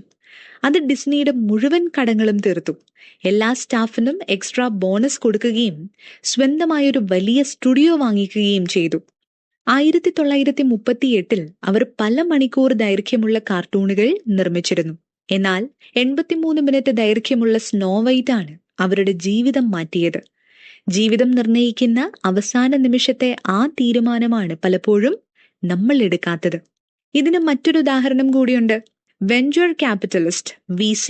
ഒരു VC 2004 മുതൽ 2014 വരെ 21,000 വെഞ്ചർ ഫിനാൻസിംഗ് മാത്രമാവും ചെയ്തിട്ടുണ്ടാവുക. 65% പണവും അതിൽ നഷ്ടപ്പെട്ടിട്ടുമുണ്ടാവാം. 2.5% 10 മുതൽ 20 മടങ്ങ് വരെ ലാഭം തരും. 1% 5 മുതൽ 100 വരെ മടങ്ങ് ലാഭം തരുന്നത്. നമ്മുടെ കണ്ണിന് മുന്നിൽ കാണുന്ന പല ജോലികളും ആരംഭിക്കുന്നത് ഇവിടെ നിന്നുമാണ്. VC നോക്കിയാൽ അവരാണ് ഏറ്റവും റിസ്ക്കുള്ള ബിസിനസ് ആണെന്ന് എല്ലാവർക്കും അറിയാം. എന്നാൽ ഇവരിൽ നിന്ന് പഠിക്കേണ്ട വിഷയം ഈ ലോകത്തിലെല്ലാം മാറ്റുന്നത് തീരുമാനമാണ്. സ്റ്റോക്ക് മാർക്കറ്റ് ഇതേപോലെയാണ്. സ്റ്റോക്ക് മാർക്കറ്റിൽ ഇൻവെസ്റ്റ് ചെയ്യുന്ന വലിയ ആളുകൾ എല്ലാ സ്റ്റോക്കിന്റെയും ചെറിയ ഭാഗം അവരെടുത്തിട്ടുണ്ടാവും. അവർക്കറിയാം ഇൻവെസ്റ്റ് ചെയ്ത പണം പലതും തിരിച്ചു നേടാനേ പോകുന്നില്ലെന്ന്. പക്ഷെ ഇൻവെസ്റ്റ് ചെയ്ത 1-2 കമ്പനികൾ അവരുടെ പണം പല മടങ്ങ് ഇരട്ടിയാക്കി തിരിച്ചു കൊടുക്കും. ഇതിന്റെ മറ്റൊരു വശം കൂടെ നോക്കാം. കരോൾകോ പിക്ചേഴ്സ് എന്നൊരു സിനിമ കമ്പനി ഉണ്ടായിരുന്നു. Terminator 2, basic instinct, total recall തുടങ്ങിയ സിനിമകൾ വലിയ വിജയം നേടി. $400 മില്യൺ ലാഭത്തിലുണ്ടായിരുന്ന കമ്പനി ഈ സിനിമകൾക്ക് ശേഷം വലിയ നഷ്ടത്തിലായി. 1996 കമ്പനിയുടെ സ്റ്റോക്ക് 0-ലേക്ക് വീണു. ആമസോൺ എന്ന ലോകത്തിലെ തന്നെ വലിയ കമ്പനിയുടെ 1/4 വളർച്ചയും വന്നത് ആമസോൺ വെബ് സർവീസും ആമസോൺ പ്രൈമും തുടങ്ങിയ ശേഷമാണ്. ഇത് രണ്ടും തുടങ്ങുന്നത് ആമസോണിന്റെ അവസാനത്തിലാണ്. ആമസോൺ, ഫേസ്ബുക്ക്, ആപ്പിൾ എന്നീ കമ്പനികളുടെയൊക്കെ ആക്സെപ്റ്റൻസ് റേറ്റ് 0.1, 0.2 ഒക്കെയാണ്. എന്നാൽ ആ കമ്പനികൾ തരാത്ത വിജയമോ കാണാത്ത ലാഭമോ ഇല്ല. ആമസോൺ ഫയർ സ്റ്റിക്ക് പോലെയോ ആമസോൺ ബേസിക് പോലെയോ ഉള്ള പലവിധ പ്രോഡക്ട്സിൽ ആമസോൺ തോറ്റാൽ അതിൽ തെറ്റില്ല. ജോബ്സ് റോസ് ഒരിക്കൽ പറഞ്ഞു, നിങ്ങൾ തെറ്റാണോ ശരിയാണോ എന്നതിലല്ല കാര്യം, മറിച്ച് തെറ്റ് പറ്റുമ്പോൾ എത്രത്തോളം പണം മുടക്കുന്നു എന്നതിലും ശരിയായിരിക്കുമ്പോൾ എത്രമാത്രം സമ്പാദിക്കുന്നു എന്നതിലാണ് കാര്യം. സന്തോഷത്തോടെ ഇരുന്ന് എങ്ങനെ പണം സമ്പാദിക്കാമെന്നത് അടുത്ത എപ്പിസോഡിൽ കാണാം. നമ്മൾ വിചാരിച്ചാൽ നമ്മുടെ സമയത്തെ പോലും നമുക്ക് വരുതിയിലാക്കാൻ കഴിയും. അതാണ് പണം നമുക്ക് തരുന്ന ഒരു അഡ്വാൻറ്റേജ്. നമ്മളെ കൊണ്ട് ഈ ജീവിതത്തിൽ എന്ത് വേണമെങ്കിലും നേടാൻ കഴിയും എന്നതാണ് സത്യം. സന്തോഷം ഓരോ മനുഷ്യർക്കും വ്യത്യസ്തമാണെങ്കിലും നമ്മുടെ സന്തോഷം തീരുമാനിക്കുന്നത് നമ്മൾ തന്നെയാണ്. നമുക്ക് വേണം എന്ന് തോന്നുന്ന ഏത് കാര്യവും നമ്മൾ ആഗ്രഹിക്കുന്ന സമയത്ത് തന്നെ നേടാൻ കഴിയും എന്നതാണ് പണം നമുക്ക് തരുന്ന ഗുണം. 1910 ആംഗസ് ക്യാമ്പൽ എന്നൊരു സൈക്കോളജിസ്റ്റ് ഒരു റിസർച്ച് നടത്തിയിരുന്നു. ഡിപ്രഷൻ, ആങ്സൈറ്റി, സ്കിസോഫ്രീനിയ ഒക്കെ ഉള്ള ആളുകളെ പറ്റി പഠിക്കുകയും the sense of well being in America എന്നൊരു ബുക്ക് അദ്ദേഹം എഴുതുകയും ചെയ്തു. ഓരോ ആളുകളും ജനിച്ചു വളർന്ന സ്ഥലം, സാഹചര്യം, പണം, അന്തസ്സ്, വിദ്യാഭ്യാസം എന്നതൊന്നുമായിരുന്നില്ല അവരുടെ സന്തോഷത്തിനെ നിർണയിച്ചിരുന്നത്. മറിച്ച് ജീവിതം അവരുടെ വരുതിയിലാക്കുക എന്നതിൽ മാത്രമായിരുന്നു അവർ സന്തോഷം കണ്ടെത്തിയിരുന്നത്. പണം കൊണ്ട് മാത്രം നമുക്കെല്ലാം നേടാൻ കഴിയില്ല. പക്ഷേ നമ്മുടെ ജീവിതത്തെ നിർണയിക്കാനുള്ള സാഹചര്യം ഉണ്ടാക്കുന്നത് പണമാണ്. സമയത്തിനനുസരിച്ച് ജീവിതം ചിട്ടപ്പെടുത്താൻ വേണ്ടുന്ന ശ്രമം ഒട്ടും ചെറുതല്ല. ഒരാൾ അയാളുടെ വീട്ടിലേക്ക് ആവശ്യമായ ഭക്ഷണം തയ്യാറാക്കിയും വീട്ടുജോലികൾ ചെയ്തതിനും ശേഷമാണ് ജോലിക്ക് പോകുന്നത് എന്ന് കരുതുക. ആ വ്യക്തി വീട്ടുജോലികൾക്ക് വേണ്ടി മാറ്റിവെക്കുന്ന സമയവും ആരോഗ്യവും അയാളുടെ തൊഴിലിനെ ബാധിച്ചേക്കാം. പകരം അയാൾക്ക് മറ്റൊരാളെ വീട്ടുജോലികൾക്കായി ഒരാളെ നിയമിക്കാൻ കഴിയുകയാണെങ്കിൽ അയാൾക്ക് ലാഭിക്കാൻ കഴിയുന്ന സമയം കുട്ടികൾക്കൊപ്പം ചിലവിടാനോ വിശ്രമിക്കാനോ അധികമായി സമ്പാദിക്കാനോ ഒക്കെ വിനിയോഗിക്കാം. പണം കൊണ്ട് മാത്രം എല്ലാം നേടാൻ കഴിയുമെന്നല്ല, മറിച്ച് പണം ചേർത്ത് വെക്കാൻ കഴിഞ്ഞാൽ ആരോഗ്യ പ്രശ്നങ്ങൾ വന്നാൽ വിശ്രമിക്കാനോ ഭക്ഷണം ഉണ്ടാക്കാൻ കഴിഞ്ഞില്ലെങ്കിൽ പുറത്തുനിന്ന് കഴിക്കാനോ ഒക്കെ കഴിയും. നമ്മുടെ സാഹചര്യങ്ങളെല്ലാം ഒത്തുവരികയും വേണം. നിറയെ പണം ഉണ്ടായിട്ടും അത് വിനിയോഗിക്കാൻ കഴിയുന്ന ചുറ്റുപാടോ സാഹചര്യമോ ഉണ്ടായില്ലെങ്കിൽ പണം കൊണ്ടൊരു ഉപയോഗവും ഇല്ലല്ലോ. നമ്മൾ ജീവിതത്തിൽ ഒരു വാഹനത്തിന്റെ ഡ്രൈവിംഗ് സീറ്റിൽ ഇരിക്കും പോലെയാണ്. നമ്മൾ ജീവിതം ഓടിച്ചുകൊണ്ടിരിക്കുകയാണ്. ആ കാർ നമ്മുടെ കൺട്രോളിൽ അല്ലെങ്കിൽ അതുകൊണ്ട് ഒരു പ്രയോജനവുമില്ല. നമുക്ക് ആഗ്രഹിക്കുന്ന കാര്യങ്ങൾ നമ്മുടെ ജീവിതത്തിൽ നടന്നാൽ പോലും ചില കാര്യങ്ങൾ ജീവിതത്തിൽ ഇല്ലെങ്കിൽ നമ്മുടെ സന്തോഷം പൂർത്തിയാവില്ലല്ലോ. അത്തരം സാഹചര്യങ്ങളിലാണ് പണത്തിന്റെ പ്രാധാന്യം നമ്മൾ അറിയുന്നത്. ജോൺ ഡി റോക്ക്ഫെല്ലർ എന്നൊരു ബിസിനസ്സുകാരൻ ഉണ്ടായിരുന്നു. അദ്ദേഹം കൂടെ ജോലി ചെയ്യുന്ന എല്ലാവരെയും സംസാരിക്കാൻ അനുവദിച്ച് അതെല്ലാം ശ്രദ്ധിച്ചു കേട്ട ശേഷം ഏറ്റവും ഒടുവിൽ മാത്രമാണ് നിർണായകമായ തീരുമാനങ്ങൾ എടുത്തിരുന്നത്. കാണുന്ന ഒരാൾക്ക് അദ്ദേഹം ഇത് വെറുതെ ചെയ്യുകയാണ് എന്ന് തോന്നലുണ്ടായിരുന്നു. എന്നാൽ റോക്ക്ഫെല്ലറിന്റെ ബുദ്ധി സദാ പ്രവർത്തിച്ചിരുന്നു. ഏതൊരു കാര്യവും തീരുമാനിക്കും മുമ്പ് നന്നായി ആലോചിച്ച ശേഷം മാത്രമേ അദ്ദേഹം പ്രാവർത്തികമാക്കുകയുള്ളൂ. അതേപോലെ ഇന്നത്തെ അധിക ജോലികളും റോക്ക്ഫെല്ലർ ചെയ്തിരുന്ന പോലെ സദാസമയവും ബുദ്ധി പ്രവർത്തിപ്പിക്കേണ്ടതാണ്. നമ്മുടെ ഓഫീസ് ജോലി കഴിഞ്ഞ ശേഷവും നമ്മളുടെ ജോലി നമ്മളുടെ മനസ്സിനെ, ബുദ്ധിയെ ഒക്കെ അലട്ടുന്നുണ്ട്. ഇതിന് എന്തെങ്കിലും ഒരു വഴിയുണ്ടോ? 30 Lessons for Living എന്നൊരു ബുക്ക് കാൾ പിൽമർ എഴുതിയിട്ടുണ്ട്. ആ ബുക്കിൽ പണം സമ്പാദിച്ചുണ്ടാക്കേണ്ട നേട്ടത്തെക്കുറിച്ച് പ്രതിപാദിച്ചിട്ടേയില്ല. അനുഭവസമ്പന്നരായ മനുഷ്യരും ലോകം കണ്ട അറിവുള്ള ആളുകളും ഒരിക്കലും ഇത്തരം കാര്യങ്ങൾ സംസാരിക്കാറില്ല. എല്ലാ മനുഷ്യർക്കും ആവശ്യമുള്ള ഒരു കാര്യം നല്ലൊരു സുഹൃത്താണ്. നമ്മുടെ ചുറ്റുമുള്ളവർക്കും കുട്ടികൾക്കും നമ്മുടെ പണത്തേക്കാൾ വേണ്ടത് നമ്മുടെ സാന്നിധ്യമാണ്, നമ്മുടെ സമയമാണ് എന്നാണ് പിൽമർ പറയുന്നത്. ഇതിനെല്ലാം വേണ്ടത് സമയമാണ്. സമയം ഉണ്ടാവാൻ വേണ്ടത് സ്വാതന്ത്ര്യവും. ആ സമയവും സ്വാതന്ത്ര്യവും നമുക്കെപ്പോഴും നേടിത്തരുന്നത് പണമാണ്. സമ്പാദ്യം ലാഭമാണോ നഷ്ടമാണോ തരിക എന്നത് അടുത്ത എപ്പിസോഡിൽ കാണാം. നമ്മൾ നമുക്കായി പ്രധാനപ്പെട്ടതെന്ന് കരുതി സ്വന്തമാക്കി വച്ചിരിക്കുന്ന പലതും മറ്റൊരാൾക്ക് അത്ര പ്രധാനപ്പെട്ടതാവില്ല. നമ്മൾ പല വിധത്തിലുള്ള സാധനങ്ങൾ സ്വന്തമാക്കാറുണ്ട്. വാച്ച്, കാറ്, ബൈക്ക്, ഹെഡ്ഫോൺ, വീട് എന്നിങ്ങനെ പലവിധ സാധനങ്ങൾ വാങ്ങാറുണ്ട്. എന്നാൽ അതിലൊന്നും നമ്മൾ തൃപ്തിപ്പെടാറില്ല. വീണ്ടും വീണ്ടും നമ്മൾ ആഗ്രഹിച്ചുകൊണ്ടേയിരിക്കും. ഒരു വില കൂടിയ ബൈക്ക് നമ്മൾ സ്വന്തമാക്കണം എന്ന് ആഗ്രഹിക്കുന്നത് അതിന്റെ സൗകര്യങ്ങൾ കൊണ്ട് മാത്രമാവില്ല. ആ ബൈക്കിൽ നമ്മൾ യാത്ര ചെയ്യുമ്പോൾ ചുറ്റുമുള്ളവർ നമ്മളെ ശ്രദ്ധിക്കും എന്നതുകൊണ്ട് കൂടെയാണ്. എല്ലാവരും അങ്ങനെ അല്ലെങ്കിലും പലരും അങ്ങനെയാണ്. നമുക്ക് ശരിക്കും അത്യാവശ്യമായി വേണ്ടത് സുരക്ഷിതമായ വീടും കാറും വാച്ചും മാത്രമാണെന്ന് കരുതുന്നുണ്ടോ? അല്ല, ഇതെല്ലാം സ്വന്തമാക്കുന്നത് മറ്റുള്ളവരെ ബോധിപ്പിക്കാൻ കൂടെയാണ്. നിങ്ങളൊരു വലിയ കാര്യം നേടുകയോ നല്ലൊരു കാര്യം ചെയ്യുകയോ ചെയ്തതിന്റെ പേരിൽ നിങ്ങൾ നടന്നു പോകുന്ന വഴിക്ക് കുറച്ചാളുകൾ വന്ന് അഭിനന്ദിക്കുന്നു എന്ന് കരുതുക. ആ സമയം നിങ്ങളുടെ വലിയ വീടിനെ കുറിച്ചോ നിങ്ങളുടെ കാറിനെ കുറിച്ചോ നിങ്ങൾ ചിന്തിക്കുകയില്ല. കാരണം ആളുകൾ നിങ്ങളുടെ മികവിനെ മാത്രമാണ് നോക്കിക്കാണുന്നത്. ഒരു മനുഷ്യന് ആവശ്യം സാധനങ്ങളല്ല, മറിച്ച് മറ്റുള്ളവരിൽ നിന്ന് ലഭിക്കുന്ന ബഹുമാനവും സ്നേഹവും കരുണയുമൊക്കെയാണ്. നമുക്ക് അത്യാവശ്യം എന്ന് കരുതുന്ന പല വസ്തുക്കളും നമ്മുടെ ജീവിതത്തിൽ അത്ര പ്രധാനപ്പെട്ടതൊന്നുമല്ല. നമുക്ക് സാധനങ്ങളൊന്നും ആവശ്യമില്ല എന്നല്ല പറയുന്നത്, മറിച്ച് ഒരാൾക്ക് ആത്യന്തികമായി എന്താണോ വേണ്ടത് അതിനായി പരിശ്രമിക്കണമെന്നാണ് പറയുന്നത്.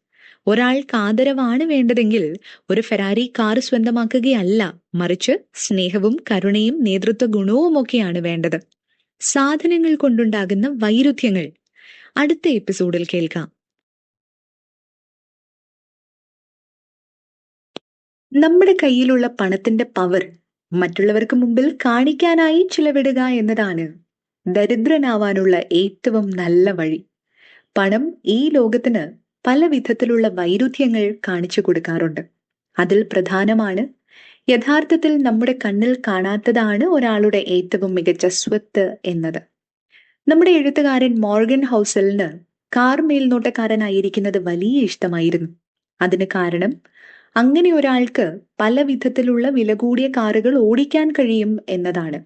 ആ കാലത്ത് അദ്ദേഹം കണ്ടുമുട്ടിയ ആളാണ് റോജർ. റോജറിന്റെ കയ്യിൽ ഒരു പുതിയ പോർഷെ കാർ ഉണ്ടായിരുന്നു. ആ കാർ കണ്ട എല്ലാവരും അദ്ദേഹം വലിയ പണക്കാരനാണെന്ന് കരുതി. ഒരു മാസം കഴിഞ്ഞപ്പോൾ റോജർ അയാളുടെ പഴയ കാർ തന്നെ ഓടിക്കാൻ തുടങ്ങി. അതിന് കാരണം മോർഗൻ അന്വേഷിച്ചപ്പോൾ കാർ ലോൺ അടയ്ക്കാൻ പറ്റാത്തതുകൊണ്ടാണെന്നായിരുന്നു റോജറിന്റെ മറുപടി. എന്നാൽ ഈ ഒരു കാരണം ആലോചിച്ച് റോജറിനൊരിക്കലും അപമാനം തോന്നിയിരുന്നില്ല. ഒരാൾ 1,00,000 രൂപയ്ക്ക് ഒരു സാധനം വാങ്ങിച്ചാൽ അയാൾ 1,00,000 രൂപ കയ്യിലുള്ള ആളാണെന്നല്ല അർത്ഥം. മറിച്ച് അയാളുടെ ബാങ്ക് അക്കൗണ്ടിൽ നിന്നും 1,00,000 രൂപ കുറഞ്ഞു എന്നാണ്. അയാളുടെ മുമ്പുണ്ടായിരുന്ന സ്വത്തിനേക്കാൾ കുറഞ്ഞ അളവ് സ്വത്ത് മാത്രമേ അയാളുടെ കയ്യിൽ ഇപ്പോൾ ഉള്ളൂ എന്നാണ്. ഒരാളുടെ സ്വത്ത് നമ്മുടെ കണ്ണിൽ കാണാത്തതാണ്. നമ്മൾ സമ്പാദിക്കുന്ന പണം നമ്മൾ ശരിയായി വിനിയോഗിച്ചില്ലെങ്കിൽ എവിടെ ചെന്ന് അവസാനിക്കുമെന്ന് നമുക്ക് ചിന്തിക്കാൻ പോലും കഴിയില്ല. അതിനുള്ള ഉത്തമ ഉദാഹരണമാണ് ലോകപ്രശസ്ത അഭിനേതാവായ ജോണി ഡെപ്പ്. ഇതേപോലെ പല ഉദാഹരണങ്ങളുമുണ്ട്. നമ്മളുടെ സമൂഹത്തിൽ പണമുള്ളവരും സുഖമായി ജീവിക്കുന്ന ഒരാളും തമ്മിൽ വലിയ വ്യത്യാസമുണ്ട്. ഒരാൾ പണം കൊടുത്ത് ഏറ്റവും മികച്ചൊരു സ്പോർട്സ് കാർ വാങ്ങുന്നതിൽ ഒരു തെറ്റുമില്ല. പക്ഷേ അയാൾ തന്റെ വരുമാനത്തെക്കാൾ വലിയൊരു തുക ബാധ്യത തീർക്കാനായി അടയ്ക്കേണ്ടി വരുന്നുണ്ടെങ്കിൽ അത് വലിയ മണ്ടത്തരമാണ്. അവർ പണക്കാരല്ല. നമ്മളിൽ പലരും തടി കുറയ്ക്കാനായി ഡയറ്റിങ്ങും എക്സസൈസും ചെയ്യാറുണ്ട്. നമ്മൾ 1 മണിക്കൂർ എക്സസൈസ് ചെയ്യുമ്പോൾ നമ്മുടെ കാലറി ബേൺ ആയി തടി കുറയുന്നു. എന്നാൽ എക്സസൈസ് ചെയ്ത ശേഷം തന്നെ ഇഷ്ടമുള്ളതൊക്കെ എല്ലാ ദിവസവും കഴിച്ചാൽ തടി കുറയുമോ? ഇതേപോലെ തന്നെയാണ് പണക്കാരനായിരിക്കുന്നതും. നിങ്ങൾ സമ്പാദിക്കുന്നതൊക്കെയും ചിലവാക്കി ജീവിക്കുന്നത് നമ്മുടെ സ്വത്തിന്റെ ആരോഗ്യത്തിന് ഒട്ടും നല്ലതല്ല. നമ്മൾ ജീവിതത്തിൽ എന്ത് നേടണമെന്ന് കരുതിയാലും അതിന് മിതത്വവും ക്ഷമയും ആവശ്യമാണ്. ചില ആളുകൾക്ക് വലിയ വീടും കാറും ഒക്കെ ഉണ്ടാവും. പക്ഷെ അവരുടെ സേവിങ്സ് എത്രയുണ്ടെന്ന് നമുക്കറിയില്ല. എല്ലാവർക്കും പണക്കാരനാവണം എന്ന ആഗ്രഹമുണ്ടാവും. എന്നാൽ ഒരു പണക്കാരനാവാൻ എന്ത് ചെയ്യണം എന്ന് നമുക്കറിയില്ല. അതുപോലെ പണക്കാരനായാൽ നമ്മൾ പണം ചിലവാക്കണമെന്നാണ് പലരുടെയും ധാരണ. ആ ഒരൊറ്റ കാര്യമാണ് പണക്കാരനാവുന്നതിൽ നിന്നും നമ്മളെ തടയുന്നത്. റൊണാൾഡ് റീഡ് മരിച്ച ശേഷം ലോകം മുഴുവൻ അദ്ദേഹത്തെ ഒരു ഫിനാൻഷ്യൽ റോൾ മോഡലായി ആഘോഷിക്കുന്നുണ്ട്. പക്ഷെ ജീവിച്ചിരുന്നപ്പോൾ ഒരു റോൾ മോഡലായെന്നും ആരും അദ്ദേഹത്തെ കണക്കാക്കിയിട്ടില്ല. അദ്ദേഹത്തിന് എത്ര സ്വത്തുണ്ടായിരുന്നെന്ന് ആർക്കും അറിയില്ലായിരുന്നു. നമ്മുടെ കണ്ണിൽ കനത്ത കാര്യങ്ങൾ പഠിച്ചെടുക്കുന്നത് വലിയ പാടാണ്. പക്ഷേ അത് പഠിച്ചെടുത്ത് പ്രാവർത്തികമാക്കാൻ തുടങ്ങിയാൽ നമ്മുടെ ലക്ഷ്യത്തിലേക്കും ആഗ്രഹ പൂർത്തീകരണത്തിലേക്കും എത്താം. ഇപ്പോൾ പണം ചിലവഴിക്കുന്നത് നല്ലതല്ലെങ്കിൽ നമുക്ക് എന്ത് ചെയ്യാൻ പറ്റും ആ പണം കൊണ്ട്? അടുത്ത എപ്പിസോഡിൽ കേൾക്കാം. സമ്പാദ്യത്തെക്കുറിച്ച് 3 തരം മനോഭാവമുള്ള മനുഷ്യരാണ് നമ്മുടെ ലോകത്തുള്ളത്. പണം സമ്പാദിക്കുന്നവർ, പണം സമ്പാദിക്കാൻ കഴിയില്ലെന്ന് കരുതുന്നവർ, പണം സമ്പാദിക്കേണ്ട ആവശ്യമേ ഇല്ലെന്ന് കരുതുന്നവർ. പണം സമ്പാദിക്കാൻ കഴിയില്ലെന്ന് കരുതുന്നവർക്കും അതിന്റെ ആവശ്യമില്ലെന്ന് കരുതുന്നവർക്കുമുള്ളതാണ് ഇപ്പോൾ പറയുന്ന വിഷയം. ആദ്യത്തെ ഐഡിയ, 1970കളിൽ എണ്ണ ലോകത്തിന് മുഴുവൻ ആവശ്യമായി വന്നു. പക്ഷെ ആ കാലത്ത് തന്നെയായിരുന്നു എണ്ണയ്ക്ക് ക്ഷാമം നേരിട്ടതും. എന്നാൽ ലോകം മുഴുവൻ അതിനെയൊക്കെ അതിജീവിച്ചു. പുതിയ എണ്ണക്കിണറുകൾ കണ്ടെത്തിയത് കൊണ്ടാണോ? അല്ല. ആ കാലത്ത് വന്ന വീടും വാഹനങ്ങളും എണ്ണ ആവശ്യമായ എല്ലാ യന്ത്രങ്ങളും കൂടുതൽ കാര്യക്ഷമമായി നിർമ്മിക്കപ്പെട്ടതുകൊണ്ടാണ്. അതുകൊണ്ടാണ് എണ്ണ ലാഭിച്ച് ക്ഷാമത്തിൽ നിന്നും രക്ഷപ്പെടാൻ സാധിച്ചത്. 1970 നിന്നും ഇപ്പോഴുള്ള കാലഘട്ടത്തിലേക്ക് എത്തിയപ്പോൾ എണ്ണ ഉപയോഗം 2-3 ഇരട്ടിയായി മാറിയിട്ടുണ്ട്. ഇതിൽ നിന്നും ഒരു കാര്യം നമുക്ക് മനസ്സിലാക്കാം. നമുക്ക് പുതിയൊരു കാര്യം കണ്ടെത്താൻ പറ്റിയില്ലെങ്കിലും ഉള്ള റിസോഴ്സിനെ ശരിയായി വിനിയോഗിക്കാൻ കഴിഞ്ഞാൽ പ്രശ്നങ്ങൾക്ക് പരിഹാരം കണ്ടെത്താം. നിങ്ങളുടെ ഇൻവെസ്റ്റ്മെന്റിൽ നിന്നും വരുന്ന റിട്ടേൺസോ നിങ്ങൾ സമ്പാദിക്കുന്ന പണമോ കാലങ്ങളോളം നിങ്ങൾക്ക് ഉപകാരപ്പെടുമോ? ഇല്ല. നിങ്ങളുടെ കൺട്രോളിലുള്ള പണം മാത്രമാണ് നിങ്ങളുടെ സമ്പാദ്യമായി മാറുകയുള്ളൂ. ചിലവ് ചെയ്തതിന് ശേഷവും അവസാനിക്കുന്ന പണം മാത്രമാണ് നിങ്ങളുടെ സമ്പാദ്യമായി മാറുകയുള്ളൂ. നിങ്ങളുടെ കയ്യിൽ വലിയ ശമ്പളം ഇല്ലെങ്കിലും നിങ്ങൾക്ക് പണക്കാരനായി മാറാൻ കഴിയും. പക്ഷേ നിങ്ങൾക്ക് വലിയ ശമ്പളം ഉണ്ടായിട്ടും സമ്പാദിക്കാൻ കഴിഞ്ഞില്ലെങ്കിൽ നിങ്ങൾ ഒരിക്കലും പണക്കാരനാവില്ല. രണ്ടാമത്തെ പ്രധാന കാര്യം, നമ്മുടെ സ്വത്തിന്റെ മൂല്യം എന്നത് നമ്മുടെ ആവശ്യം എന്താണ് എന്നതിനനുസരിച്ചാണ്. ഞാൻ ഇൻവെസ്റ്റ് ചെയ്ത സ്റ്റോക്കിന് 1 വർഷം ലഭിക്കുന്ന റിട്ടേൺസ് 8% എന്ന് കരുതുക. എന്റെ സുഹൃത്തിന്റെ റിട്ടേൺ 12%. എന്നേക്കാൾ നല്ല ഇൻവെസ്റ്റർ ആയിരിക്കും എന്റെ സുഹൃത്ത്. എനിക്കും എന്റെ സുഹൃത്തിനും ഒരേ ശമ്പളമാണെന്ന് കരുതുക. എന്റെ വീട്ടിലെയും എന്റെ ആവശ്യങ്ങൾ എന്റെ സുഹൃത്തിനേക്കാൾ ചെറുതാണെങ്കിലും എന്റെ പണം മുഴുവൻ ഞാൻ സ്റ്റോക്കിൽ ഇൻവെസ്റ്റ് ചെയ്തിരുന്നെങ്കിൽ ആർക്കാവും അധിക സ്വത്തുണ്ടാവുക? ഉറപ്പായും എനിക്ക് തന്നെയാണ്. ഞാൻ എന്റെ സുഹൃത്തിന്റെ അത്ര എക്സ്പേർട്ട് അല്ലെങ്കിൽ പോലും എനിക്ക് വരുന്ന ലാഭം വലുതായിരിക്കും. അതിന് കാരണം എനിക്ക് ആവശ്യങ്ങൾ കുറവാണ് എന്നതാണ്. നമ്മുടെ ആവശ്യങ്ങൾ എത്രത്തോളം ചെറുതാണോ അത്രത്തോളം നമ്മുടെ സ്വത്ത് വലുതാവും. ഈ ഒരു കാരണം കൊണ്ട് തന്നെ നമ്മൾ പണം സമ്പാദിക്കാൻ പഠിച്ചിരിക്കണം. മൂന്നാമത്തെ പ്രധാന കാര്യം, നമ്മുടെ ജീവിതത്തിൽ അടിസ്ഥാനപരമായ ചില കാര്യങ്ങളുണ്ട്. അതിനായി നമുക്ക് പണം ആവശ്യമുണ്ട്. അടിസ്ഥാനപരമായി ജീവിതത്തിൽ ആവശ്യമുള്ള കാര്യങ്ങളല്ലാതെ നമുക്ക് വേണമെന്ന് കരുതുന്ന ഒന്നും യഥാർത്ഥത്തിൽ നമുക്ക് ആവശ്യമുള്ളതാവില്ല. ഈ ഒരു കാരണം കൊണ്ടാണ് നല്ല വരുമാനം ഉണ്ടായിട്ട് പോലും പലർക്കും പണം സമ്പാദിക്കാൻ കഴിയാതെ പോകുന്നത്. നമുക്ക് എത്ര സമ്പാദിക്കാൻ കഴിയുമെന്ന് നമ്മൾ കരുതുന്നുവോ അതിനേക്കാൾ അധികമായി നമുക്ക് സമ്പാദിക്കാൻ കഴിയും. ആർക്ക് വേണമെങ്കിലും ഉള്ള വരുമാനത്തിൽ നിന്ന് സമ്പാദിക്കാൻ കഴിയും. വേണമെങ്കിൽ മുഴുവനും തന്നെ സമ്പാദിക്കാം. പണം എന്നത് നമ്മുടെ മനോഭാവത്തെ സംബന്ധിച്ച ഒരു വിഷയമാണ്. പണം സമ്പാദിക്കാൻ ഒരു കാരണവും ആവശ്യമില്ല. നമ്മളൊരു വീട് വാങ്ങാനോ കാറ് വാങ്ങാനോ വാച്ച് വാങ്ങാനോ എന്താണ് കാരണം എന്ന് ചോദിച്ചാൽ നമുക്ക് ഈസിയായി കാരണം കണ്ടെത്താൻ പറ്റും. എന്നാൽ പണം സമ്പാദിക്കാൻ മാത്രം നമുക്ക് കാര്യങ്ങൾ ഉണ്ടാവില്ല. നമ്മൾ സമ്പാദിക്കുന്ന പണം നമുക്ക് ഏത് സാഹചര്യത്തിൽ വേണമെങ്കിലും ഉപകാരപ്പെടാം. കാരണമില്ലാതെ പണം സമ്പാദിക്കുമ്പോൾ മാത്രമാണ് പണത്തിന്റെ മതിപ്പും അതുപയോഗിച്ച് എങ്ങനെ സമ്പാദിക്കാമെന്നും ആലോചിക്കുകയുള്ളൂ. സോ പണം സമ്പാദിക്കാൻ നമുക്ക് കാരണമൊന്നും ആവശ്യമേ ഇല്ല. ആവശ്യ സമയത്ത് ഉപയോഗിക്കാൻ കഴിയുക എന്നതാണ് പണത്തിന്റെ പ്രധാന ഉപയോഗം. നമ്മൾ പണം സമ്പാദിച്ചാൽ മാത്രമേ നമ്മുടെ പണം വളരുകയുള്ളൂ. നമ്മൾ കാരണമില്ലാതെ സമ്പാദിച്ച പണം ജീവിതത്തിൽ പ്രധാനപ്പെട്ട ഘട്ടങ്ങളിൽ ഉപകാരപ്പെടും. അത് നമ്മുടെ ജീവിതം തന്നെ മാറ്റിമറിച്ചേക്കാം. അങ്ങനെ ചിന്തിക്കാത്തത് കൊണ്ടാണ് പലരും ജീവിതത്തിൽ ഒരേ ഇടത്തിൽ തന്നെ നിന്നു പോകുന്നത്. നമുക്കൊരു നേട്ടം ഉണ്ടാവണമെങ്കിൽ അധ്വാനശീലവും അറിവും ബുദ്ധിയും മാത്രം മതിയാവില്ല. പകരം ചില കാര്യങ്ങൾ ഒഴിവാക്കുകയും വേണ്ടാന്ന് വെക്കുകയും വേണം. അതുകൊണ്ട് തിരിച്ചു കിട്ടുന്ന ലാഭം വളരെ വലുതാണ്. കയ്യിൽ കിട്ടാത്ത വരമാണ് സമയം എന്നത്. ആ വരം നമുക്ക് വരുതിയിലാക്കാൻ കഴിയുന്നത് പണം കൊണ്ട് മാത്രമാണ്. ഈ ഒരു കാരണം കൊണ്ട് നമ്മൾ പണം സമ്പാദിക്കണം. യുക്തിസഹമായി ചിന്തിക്കുന്നതിലുപരി ഒരു വിഷയം എന്തുകൊണ്ടാണ് അങ്ങനെ എന്ന് കാര്യകാരണങ്ങൾ അവലോകനം ചെയ്ത് മനസ്സിലാക്കുക എന്നത് വളരെ പ്രധാനമാണ്. നമ്മളൊരു സ്പ്രെഡ്ഷീറ്റോ മെഷീനോ അല്ല. വികാര വിചാരങ്ങളുള്ള മനുഷ്യരാണ് നമ്മൾ. നമ്മൾ എത്രയൊക്കെ ശരിയാണെന്ന് ചിന്തിച്ചാലും അത് തെറ്റാവാനും എത്രയൊക്കെ സന്തോഷിച്ചാലും ദുഃഖിക്കാനും ഒക്കെ സാധ്യതയുണ്ട്. ഇത് നമ്മൾ പലപ്പോഴും മനസ്സിലാക്കാറില്ല. പക്ഷെ നമ്മൾ കാര്യങ്ങൾ നന്നായി മനസ്സിലാക്കിയാൽ ഓരോ തീരുമാനങ്ങളും ചിന്തിച്ച ശേഷം മാത്രമേ കൈക്കൊള്ളുകയുള്ളൂ. എന്തൊക്കെ എങ്ങനെയൊക്കെ നടക്കുമെന്ന് നമ്മൾ കണക്ക് കൂട്ടണം. ഇത്ര നാളുകൾ കൊണ്ട് ഇത്ര പണം സമ്പാദിക്കണം, ഇന്നിന്ന കാര്യങ്ങൾ ചെയ്യണം എന്നൊക്കെ ആലോചിക്കുന്നതിന് പകരം നമുക്ക് യഥാർത്ഥത്തിൽ എന്താണ് വേണ്ടതെന്നും നമ്മുടെ ശാരീരിക മാനസിക ആരോഗ്യസ്ഥിതി എന്താണെന്നും നമ്മുടെ ചുറ്റുമുള്ളവരുടെ ആവശ്യം എന്താണെന്നും നമ്മൾ ചിന്തിക്കുന്നില്ല. 19-ാം നൂറ്റാണ്ടിൽ ജൂലിയസ് വാഗ്നർ ജൗറെക് എന്നൊരു സൈക്കാട്രിസ്റ്റ് ഉണ്ടായിരുന്നു. അദ്ദേഹത്തെ ഒരു മണ്ടനായാണ് അന്ന് പലരും കണക്കാക്കിയിരുന്നത്. ആ കാലഘട്ടത്തിലാണ് സിഫിലിസ് എന്ന അസുഖം പടർന്നു പിടിച്ചത്.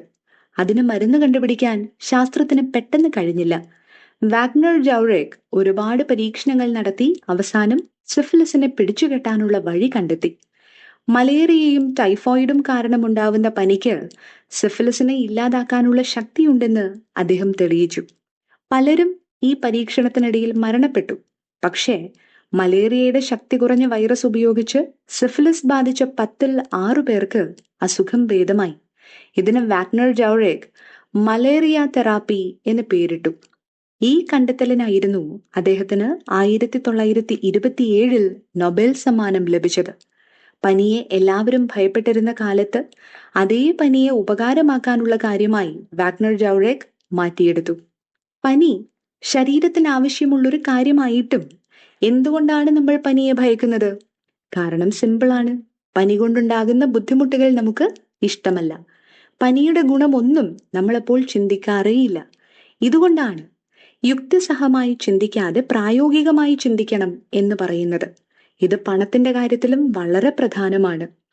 ഇപ്പോൾ നമ്മൾ സ്റ്റോക്ക് മാർക്കറ്റിൽ ഇൻവെസ്റ്റ് ചെയ്യുമ്പോൾ നമുക്ക് ഇഷ്ടമില്ലാത്തൊരു കമ്പനിയിൽ നിക്ഷേപിക്കുകയാണ് എന്ന് കരുതുക. ആ കമ്പനിക്ക് നിങ്ങൾ ഇഷ്ടപ്പെടുന്ന കമ്പനിയേക്കാൾ വലിയ റിട്ടേൺസ് ഉണ്ടെന്നും കരുതുക. പക്ഷെ എപ്പോഴെങ്കിലും കമ്പനി ക്രാഷ് ആയാൽ ആ കമ്പനിയോടുള്ള ഇഷ്ടക്കേടും നിങ്ങൾക്ക് നഷ്ടപ്പെട്ട പണവും നിങ്ങളുടെ സ്വസ്ഥത ഇല്ലാതാക്കും. ഇതേ കാര്യം തന്നെ നിങ്ങൾക്ക് ഇഷ്ടപ്പെട്ട കമ്പനിയിൽ പണം നിക്ഷേപിച്ച ശേഷമാണ് സംഭവിക്കുന്നതെങ്കിൽ നിങ്ങൾക്ക് അത്രയും വിഷമം ഉണ്ടാവില്ല. കാരണം ആ കമ്പനിയിൽ പണം നിക്ഷേപിക്കാൻ നിങ്ങൾക്കൊരു കാരണമുണ്ടായിരുന്നു എന്നതുകൊണ്ടാണ്. ഇതുകൊണ്ടാണ് യുക്തിസഹമായി ഒരു കാര്യം ചെയ്യുന്നതിന് പകരം കാരണത്തോടെ ചെയ്യണം എന്ന് പറയുന്നത്. ഇത് പണത്തിന്റെ ലോകത്ത് വളരെ പ്രധാനമാണ്. ചില കാര്യങ്ങൾ നമ്മുടെ കണക്കുകൂട്ടലുകളിൽ ശരിയായിരിക്കും, പക്ഷെ അതേ കണക്ക് ജീവിതത്തിൽ ശരിയായി വരണമെന്നില്ല.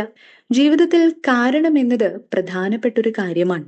നമ്മളുടെ ഭാവി എന്താണെന്ന് അറിയില്ല എന്ന് പറയുന്നത് ഒരു സത്യമാണെങ്കിലും അത് ഭയമുണ്ടാക്കുന്ന ഒരു കാര്യം കൂടെയാണ്. സ്റ്റോക്ക് മാർക്കറ്റ് എന്നത് അപകടം നിറഞ്ഞൊരു മേഖലയാണ്. ജീവിതവും അങ്ങനെ തന്നെയാണ്. പക്ഷെ നമുക്ക് എല്ലാവർക്കും ജീവിതം മുന്നോട്ട് എന്താണ് എന്നറിയണം.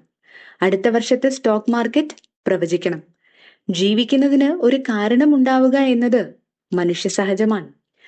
വാൻഗാർഡിന്റെ ഫൗണ്ടർ ജോൺ സി ബോഗിൾ എപ്പോഴും ലോ കോസ്റ്റ് ഇൻഡെക്സിൽ മാത്രമേ പണം നിക്ഷേപിച്ചിരുന്നുള്ളൂ.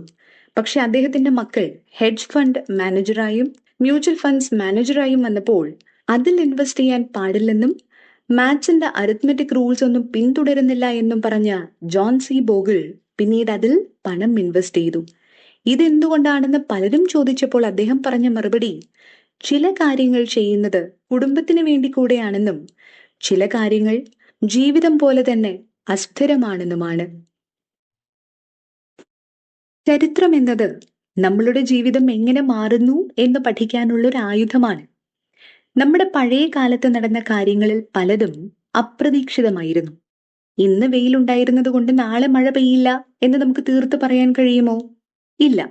പണത്തിനെ കുറിച്ച് പഠിക്കുന്ന ഒരാൾ കഴിഞ്ഞ കാല അനുഭവത്തെ അവലോകനം ചെയ്യുന്നത് തെറ്റല്ല. പക്ഷേ എത്രയൊക്കെ അവലോകനങ്ങൾ നടത്തിയാലും അത് ഭാവിയിലേക്കുള്ള മാപ്പ് ആകില്ല.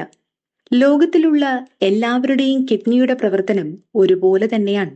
പക്ഷേ ഇൻവെസ്റ്റിംഗ്, മണി, സ്റ്റോക്ക് മാർക്കറ്റ് ഇവയൊന്നും ശരീരം പോലെയല്ല. മറിച്ച് പല കോടി ആളുകൾ അവരവരുടെ ചിന്തയ്ക്കും മനോനിലയ്ക്കും അനുസരിച്ച് തീരുമാനമെടുക്കുന്ന ഇടമാണത്. റിച്ചാർഡ് ഫെയ്ൻമാൻ എന്ന പ്രശസ്തനായ ഫിസിസിസ്റ്റ് ഒരിക്കൽ പറഞ്ഞത്, ആറ്റത്തിന് മനുഷ്യരെ പോലെ വികാര വിചാരങ്ങൾ ഉണ്ടായിരുന്നെങ്കിൽ ഫിസിക്സ് എന്ന വിഷയം കഠിനമായ ഒന്നായേനെ എന്നാണ്. നമ്മളുടെ ശക്തിയെയും ബലഹീനതയെയും നിയന്ത്രിക്കുന്നത് വികാരങ്ങളാണ്. മനുഷ്യർ ഉണ്ടാക്കിയ ചരിത്രം നോക്കി നമ്മൾ ഭാവി കണക്കുകൂട്ടിയാൽ 2 അപകടങ്ങളുണ്ട്. ഒന്ന്, ലോകത്തിന്റെ ഗതി തന്നെ മാറ്റിയ ചരിത്ര സംഭവങ്ങൾ നമ്മൾ അറിയാതെ പോകും. 19-ാം നൂറ്റാണ്ടിലും 20-ാം നൂറ്റാണ്ടിലും ജനിച്ചത് 50 ബില്യൺ മനുഷ്യരാണ്. അവരിൽ ചിലരുടെ പേരുകൾ മാത്രം ഞാൻ പറയാം. അവരൊന്നുമില്ലായിരുന്നെങ്കിൽ ലോകം എങ്ങനെ മാറുമായിരുന്നു എന്ന് നിങ്ങൾ ചിന്തിച്ചു നോക്കൂ. Adolf Hitler, Joseph Stalin, Thomas Alva Edison, bill Gates, Martin Luther king, അങ്ങനെ പല ആളുകൾ. ലോകത്തെ മാറ്റിമറിച്ചതിൽ ഇവരുടെ പങ്ക് വളരെ വലുതാണ്. ഇപ്പോഴും നമ്മുടെ മാർക്കറ്റിൽ നടക്കുന്ന ചില കാര്യങ്ങൾ ഒരിക്കലും നടക്കുമെന്ന് പ്രതീക്ഷിക്കാത്ത ചില കാര്യങ്ങൾ കൊണ്ടുണ്ടായ പ്രതിഫലനമാണ്. നമ്മളൊരു കാര്യത്തെ അവലോകനം ചെയ്യണ്ട എന്നല്ല പറയുന്നത്. അവലോകനം കൊണ്ടല്ല പരാജയം സംഭവിക്കുന്നത്. പക്ഷേ നമ്മുടെ പ്രതീക്ഷയിലാണ് പരാജയപ്പെടുന്നത്. നമ്മളുടെ ഭാവി എങ്ങനെയാകുമെന്ന് എത്രത്തോളം സങ്കല്പിക്കാൻ കഴിയുന്നുവോ അത്രത്തോളം നമുക്ക് പ്ലാനിംഗ് നടത്താൻ കഴിയും. അതും പ്രതീക്ഷിക്കുന്ന പോലെ സംഭവിക്കുമെന്ന് നമുക്ക് പറയാൻ കഴിയില്ല. നമ്മൾ എത്രയൊക്കെ കണക്കുകൂട്ടലുകളോടെ ഇരുന്നാലും നമ്മുടെ ഭാവി എങ്ങനെ വേണമെങ്കിലും ആവാമെന്ന് കൂടി മനസ്സിലാക്കണം. 2, പഴയ കാലം ചിലപ്പോൾ തെറ്റായ വഴിയിലേക്ക് കൊണ്ടുപോയേക്കാം. എന്നുണ്ടാവേണ്ട മാറ്റങ്ങളെ അപ്ഡേറ്റ് ചെയ്യുന്നില്ല എന്നതൊരു പ്രശ്നമാണ്. മുമ്പ് ചെയ്ത കാര്യങ്ങൾ അതേ രീതിയിൽ പിന്തുടരുന്നതിന് പകരം ആവശ്യമായ മാറ്റങ്ങൾ വരുത്തേണ്ടതുണ്ട് എന്ന് കരുതി പഴയ കാലത്തെ അപ്പാടെ തള്ളിക്കളയേണ്ടതില്ല. അതിൽ നിന്നും ഉൾക്കൊള്ളേണ്ട പല കാര്യങ്ങളുണ്ട്. ഉൾക്കൊള്ളേണ്ടത് ഉൾക്കൊണ്ട്, തള്ളേണ്ടത് തള്ളി തന്നെ നമ്മൾ ചരിത്രത്തെ ഉൾക്കൊള്ളണം. നിങ്ങൾ ഒരു പദ്ധതി ഉണ്ടാക്കുന്നുണ്ടെങ്കിൽ അതിൽ പ്രധാനമായും വേണ്ട കാര്യം ആ പദ്ധതി നിങ്ങൾ വിചാരിച്ച പോലെ നടന്നില്ലെങ്കിൽ എന്ത് ചെയ്യും എന്നുള്ള പദ്ധതിയാണ്. പണത്തിനെ പറ്റി കസീനോസിൽ നിന്നും പഠിക്കാം. അപകടമുള്ളൊരു സ്ഥലമാണ് കസീനോ.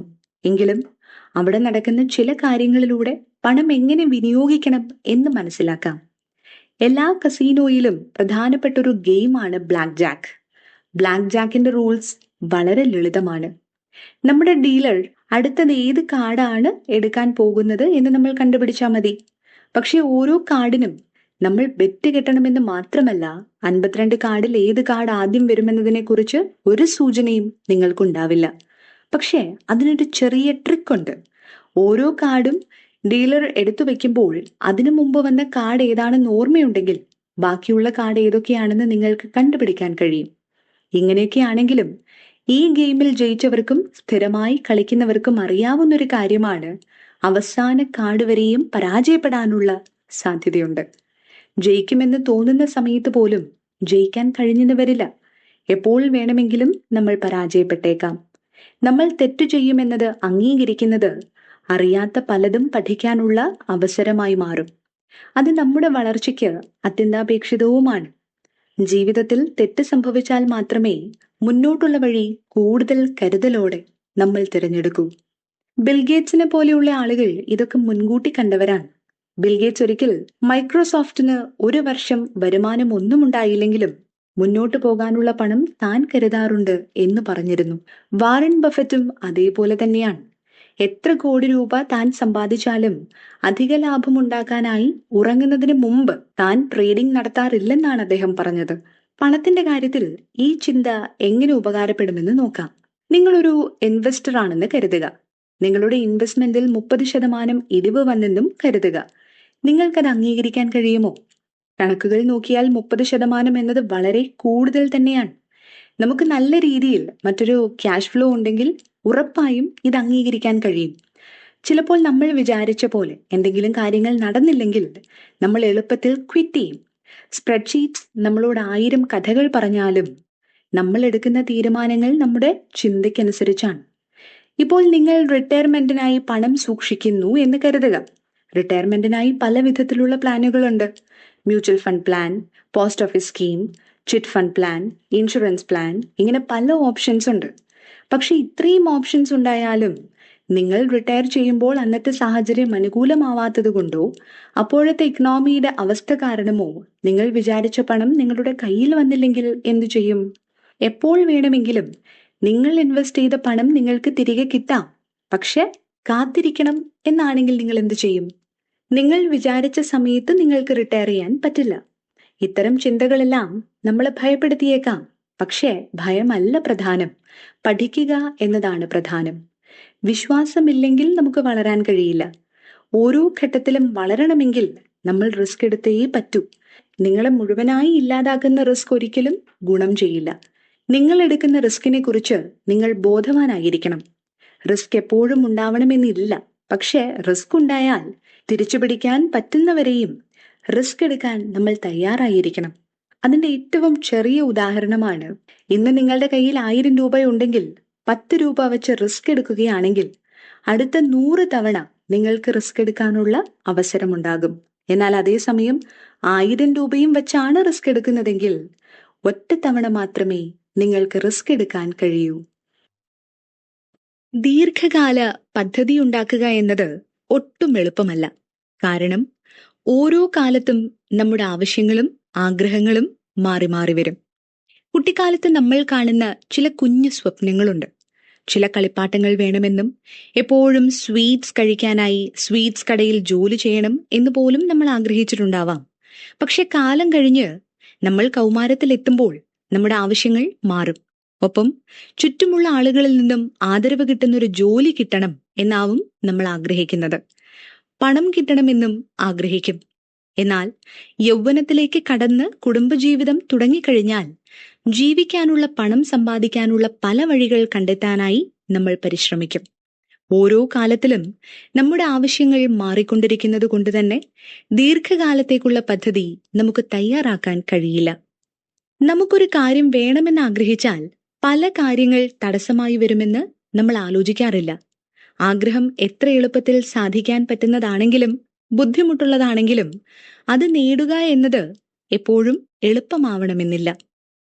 ദീർഘകാല സാമ്പത്തിക പദ്ധതികൾ പ്രധാനം തന്നെയാണ്.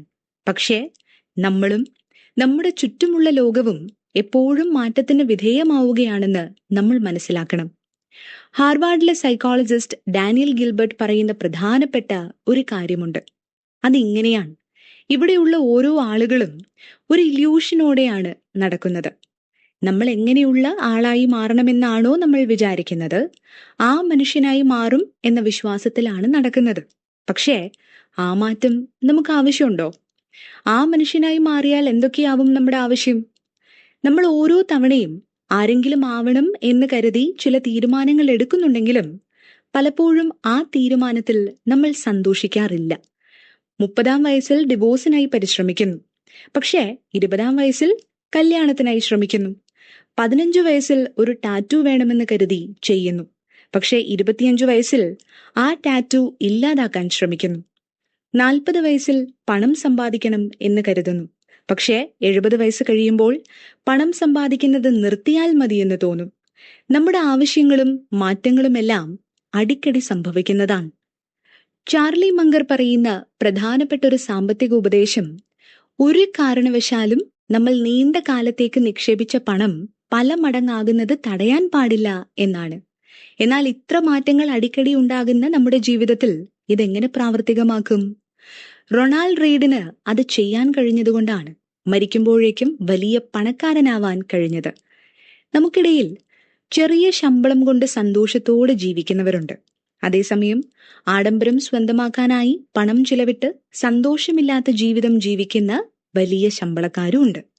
എന്ത് സംഭവിച്ചാലും ചെറിയ ശമ്പളത്തിൽ ജീവിതം മുന്നോട്ട് കൊണ്ടുപോകാമെന്നും അല്ലെങ്കിൽ ഒരുപാട് പണമുണ്ടായാൽ ജീവിതത്തിൽ സന്തോഷമുണ്ടാകുമെന്നും കരുതാൻ പാടില്ല. ചെറിയ ശമ്പളത്തിൽ ജീവിച്ചാൽ വയസ്സായി റിട്ടയർ ചെയ്യുന്ന പ്രായത്തിൽ നിങ്ങളുടെ കയ്യിൽ സമ്പാദ്യമൊന്നും ഇല്ലാതാവും. പണം മാത്രം വിചാരിച്ചോടിയാൽ സമയമടക്കം പ്രധാനപ്പെട്ട പല കാര്യങ്ങളും നിങ്ങൾക്ക് ജീവിതത്തിൽ നഷ്ടപ്പെട്ടേക്കാം. എത്ര പണം സമ്പാദിച്ചാലും നിങ്ങൾ നഷ്ടപ്പെടുത്തിയ നല്ല സമയം നിങ്ങൾക്ക് തിരിച്ചു കിട്ടില്ല. പണം കൊണ്ട് സമയത്തെ നിയന്ത്രിക്കാൻ മാത്രമേ കഴിയൂ, നിർത്താൻ കഴിയില്ല. നിങ്ങളുടെ സാഹചര്യത്തിനനുസരിച്ച് ചെയ്യാൻ പറ്റുന്ന കാര്യങ്ങൾ ചെയ്താൽ ഉറപ്പായും നിങ്ങൾ ആഗ്രഹിക്കുന്നത് ചെയ്യാൻ പറ്റും. നമ്മുടെ മനസ്സ് എപ്പോഴും മാറിക്കൊണ്ടിരിക്കുന്നുണ്ടെന്ന് നമ്മൾ തിരിച്ചറിയണം. നിങ്ങൾ 18 വയസ്സിൽ എന്താണോ പറഞ്ഞത് അത് മാത്രമേ 24 വയസ്സിൽ ചെയ്യൂ എന്ന് വാശി പിടിച്ചാൽ മാറ്റം നിങ്ങളെ ഒരു പ്രശ്നമായി ബാധിച്ചേക്കാം. അമേരിക്കയിൽ 27% ആളുകൾ മാത്രമാണ് പഠിച്ച വിഷയവുമായി ബന്ധപ്പെട്ട ജോലികൾ ചെയ്യുന്നുള്ളൂ. അമേരിക്കയിൽ മാത്രമല്ല, ലോകം മുഴുവനും അങ്ങനെ തന്നെയാണ്. പല ആളുകളും ഇന്ന് ചെയ്യുന്ന ജോലി 18 വയസ്സിൽ തുടങ്ങിയതാണ് എന്ന ഒറ്റ കാരണം കൊണ്ട് തുടർന്ന് ചെയ്യുന്നവരുണ്ട്. ഈ ജോലി ഇഷ്ടമുള്ളതാണോ, ഈ ജോലി കൊണ്ട് ആഗ്രഹിച്ചതെല്ലാം നേടാൻ കഴിയുമോ എന്ന് ചിന്തിച്ചല്ല പലരും ജോലി ചെയ്യുന്നത്. നമ്മുടെ ജീവിതത്തിൽ എന്ത് പദ്ധതികൾ ഉണ്ടാക്കിയാലും ആ പദ്ധതി കൊണ്ട് ഭാവിയിൽ ബുദ്ധിമുട്ടുകൾ ഉണ്ടാക്കാത്തതാവണമെന്ന് നമ്മൾ മനസ്സിലാക്കണം. ഇവിടെയുള്ള എല്ലാത്തിനും ഒരു നേട്ടമുണ്ട്. പക്ഷേ എല്ലാ നേട്ടവും നമ്മുടെ കണ്ണിൽ കാണുന്നതല്ല. അതുപോലെ തന്നെ പണത്തിന് ഈ ലോകത്തിൽ വലിയ പ്രാധാന്യമുണ്ട്. കാരണം പണമില്ലാതെ നമുക്കൊന്നും നേടാൻ കഴിയില്ല. പക്ഷെ പണം കൊണ്ട് മാത്രമല്ല നമ്മളെല്ലാം നേടുന്നത്. 2004 ജനറൽ ഇലക്ട്രിക് എന്ന കമ്പനി ലോകത്തിലെ തന്നെ വലിയ കമ്പനികളിൽ ഒന്നായിരുന്നു. $250 ബില്യൺ ആയിരുന്നു ആ കമ്പനിയുടെ അന്നത്തെ മൂല്യം. പക്ഷേ 2008 ശേഷം എല്ലാം തലകീഴായി മാറി.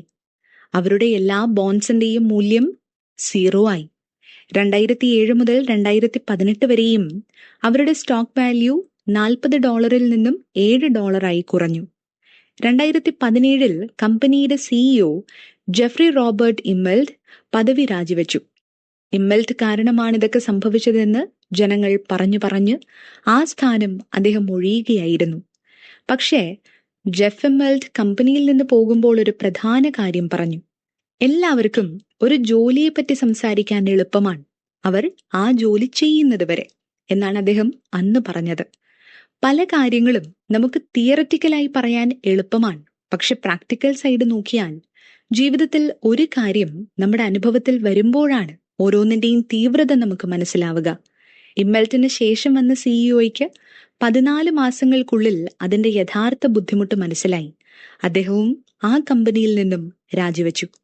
ജീവിതത്തിൽ എന്ത് തന്നെ നമ്മൾ വേണമെന്ന് ആഗ്രഹിച്ചാലും അതിനൊരു നേട്ടമുണ്ടാവും. S&P 500 എന്നൊരു സ്റ്റോക്ക് 50 വർഷത്തിൽ 199 മടങ്ങ് വളർച്ച നേടി. നമ്മൾ ചെയ്യേണ്ടത് ഇത്ര മാത്രമായിരുന്നു: കുറച്ച് പണം അതിൽ നിക്ഷേപിച്ച് 50 വർഷം ഒന്നും ചെയ്യാതെ കാത്തിരിക്കുകയായിരുന്നു. പക്ഷെ നമ്മളെ കൊണ്ടത് പറ്റുമോ? പലരും പറയാറുണ്ട്, സ്റ്റോക്സ് കുറേ കാലത്തേക്ക് സൂക്ഷിച്ചു വെക്കാൻ. പക്ഷെ നമുക്ക് അത്രയും ക്ഷമയുണ്ടോ? നമ്മൾ ജീവിതത്തിൽ വിജയിക്കണമെങ്കിൽ അതിനൊരു വില നമ്മൾ കൊടുക്കേണ്ടി വരും. നമ്മുടെ ടെൻഷൻ, ഭയം, സമയം ഇതൊക്കെ നമ്മൾ കൊടുക്കേണ്ടി വരും. നിങ്ങൾക്ക് മിനിമം 11% വാർഷിക ലാഭമുണ്ടെങ്കിൽ നിങ്ങൾക്ക് ധൈര്യമായി റിട്ടയർമെന്റ് പ്ലാൻ ചെയ്യാം.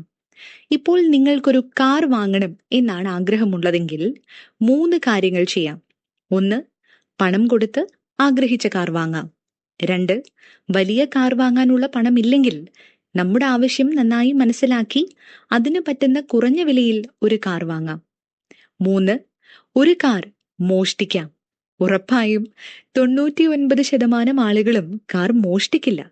മോഷ്ടിച്ചാൽ അതുകൊണ്ടുണ്ടാവുന്ന നഷ്ടം ലാഭത്തേക്കാൾ വളരെ വലുതാണ് എന്ന ബോധ്യം നമുക്കുള്ളതുകൊണ്ടാണ് മോഷ്ടിക്കാൻ ശ്രമിക്കാത്തത്. എല്ലാ കാര്യങ്ങൾക്കും ഒരു വിലയുണ്ട്. ആ വില മനസ്സിലാക്കിയാൽ നമുക്ക് ജീവിക്കാൻ ആവശ്യമായത് എന്തൊക്കെയാണെന്ന് നമുക്ക് മനസ്സിലാക്കാൻ കഴിയും. ജനറൽ ഇലക്ട്രിക്സ് കമ്പനിയുടെ പഴയ സിഇഒ ആയ ജോൺ ഫ്രാൻസിസ് വെൽഷ് ജൂനിയർ എന്ന ജാക്ക് വെൽഷ് ആണ് ജിഇയുടെ തകർച്ചയ്ക്ക് യഥാർത്ഥ കാരണക്കാരൻ.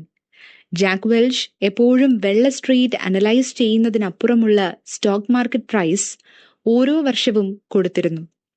എൻഡ് യൂസർ സെയിൽസിന് പകരം അവരുടെ സ്വന്തക്കാർക്കും പരിചയക്കാർക്കുമൊക്കെ സെയിൽ ചെയ്തിരുന്നു. ആ സെയിൽസ് എസ്റ്റിമേഷൻ പത്രത്തിലും വാർത്താ ചാനലുകളിലും ഒക്കെ വന്നിരുന്നു. അതുകൊണ്ട് ജിഇയുടെ സ്റ്റോക്കും വളർച്ചയിലായിരുന്നു. പക്ഷെ അതിന് പിന്നാലെ വന്ന പ്രതിസന്ധിയെ ആളുകൾ കണക്കാക്കിയില്ല. 2008 ക്രാഷിൽ ഈ കുതന്ത്രത്തിന് വില കൊടുക്കേണ്ടി വന്നത് ജെഫ് ഇമ്മൽറ്റ് ആയിരുന്നു. എന്തുകൊണ്ടാണ് ആളുകൾ നീണ്ട കാലം കിട്ടേണ്ട ഗുണത്തിനേക്കാൾ കാറ്, വീട്, ബൈക്ക് എന്നതിനൊക്കെ വലിയ രീതിയിൽ ചിലവാക്കുന്നതെന്നറിയാമോ?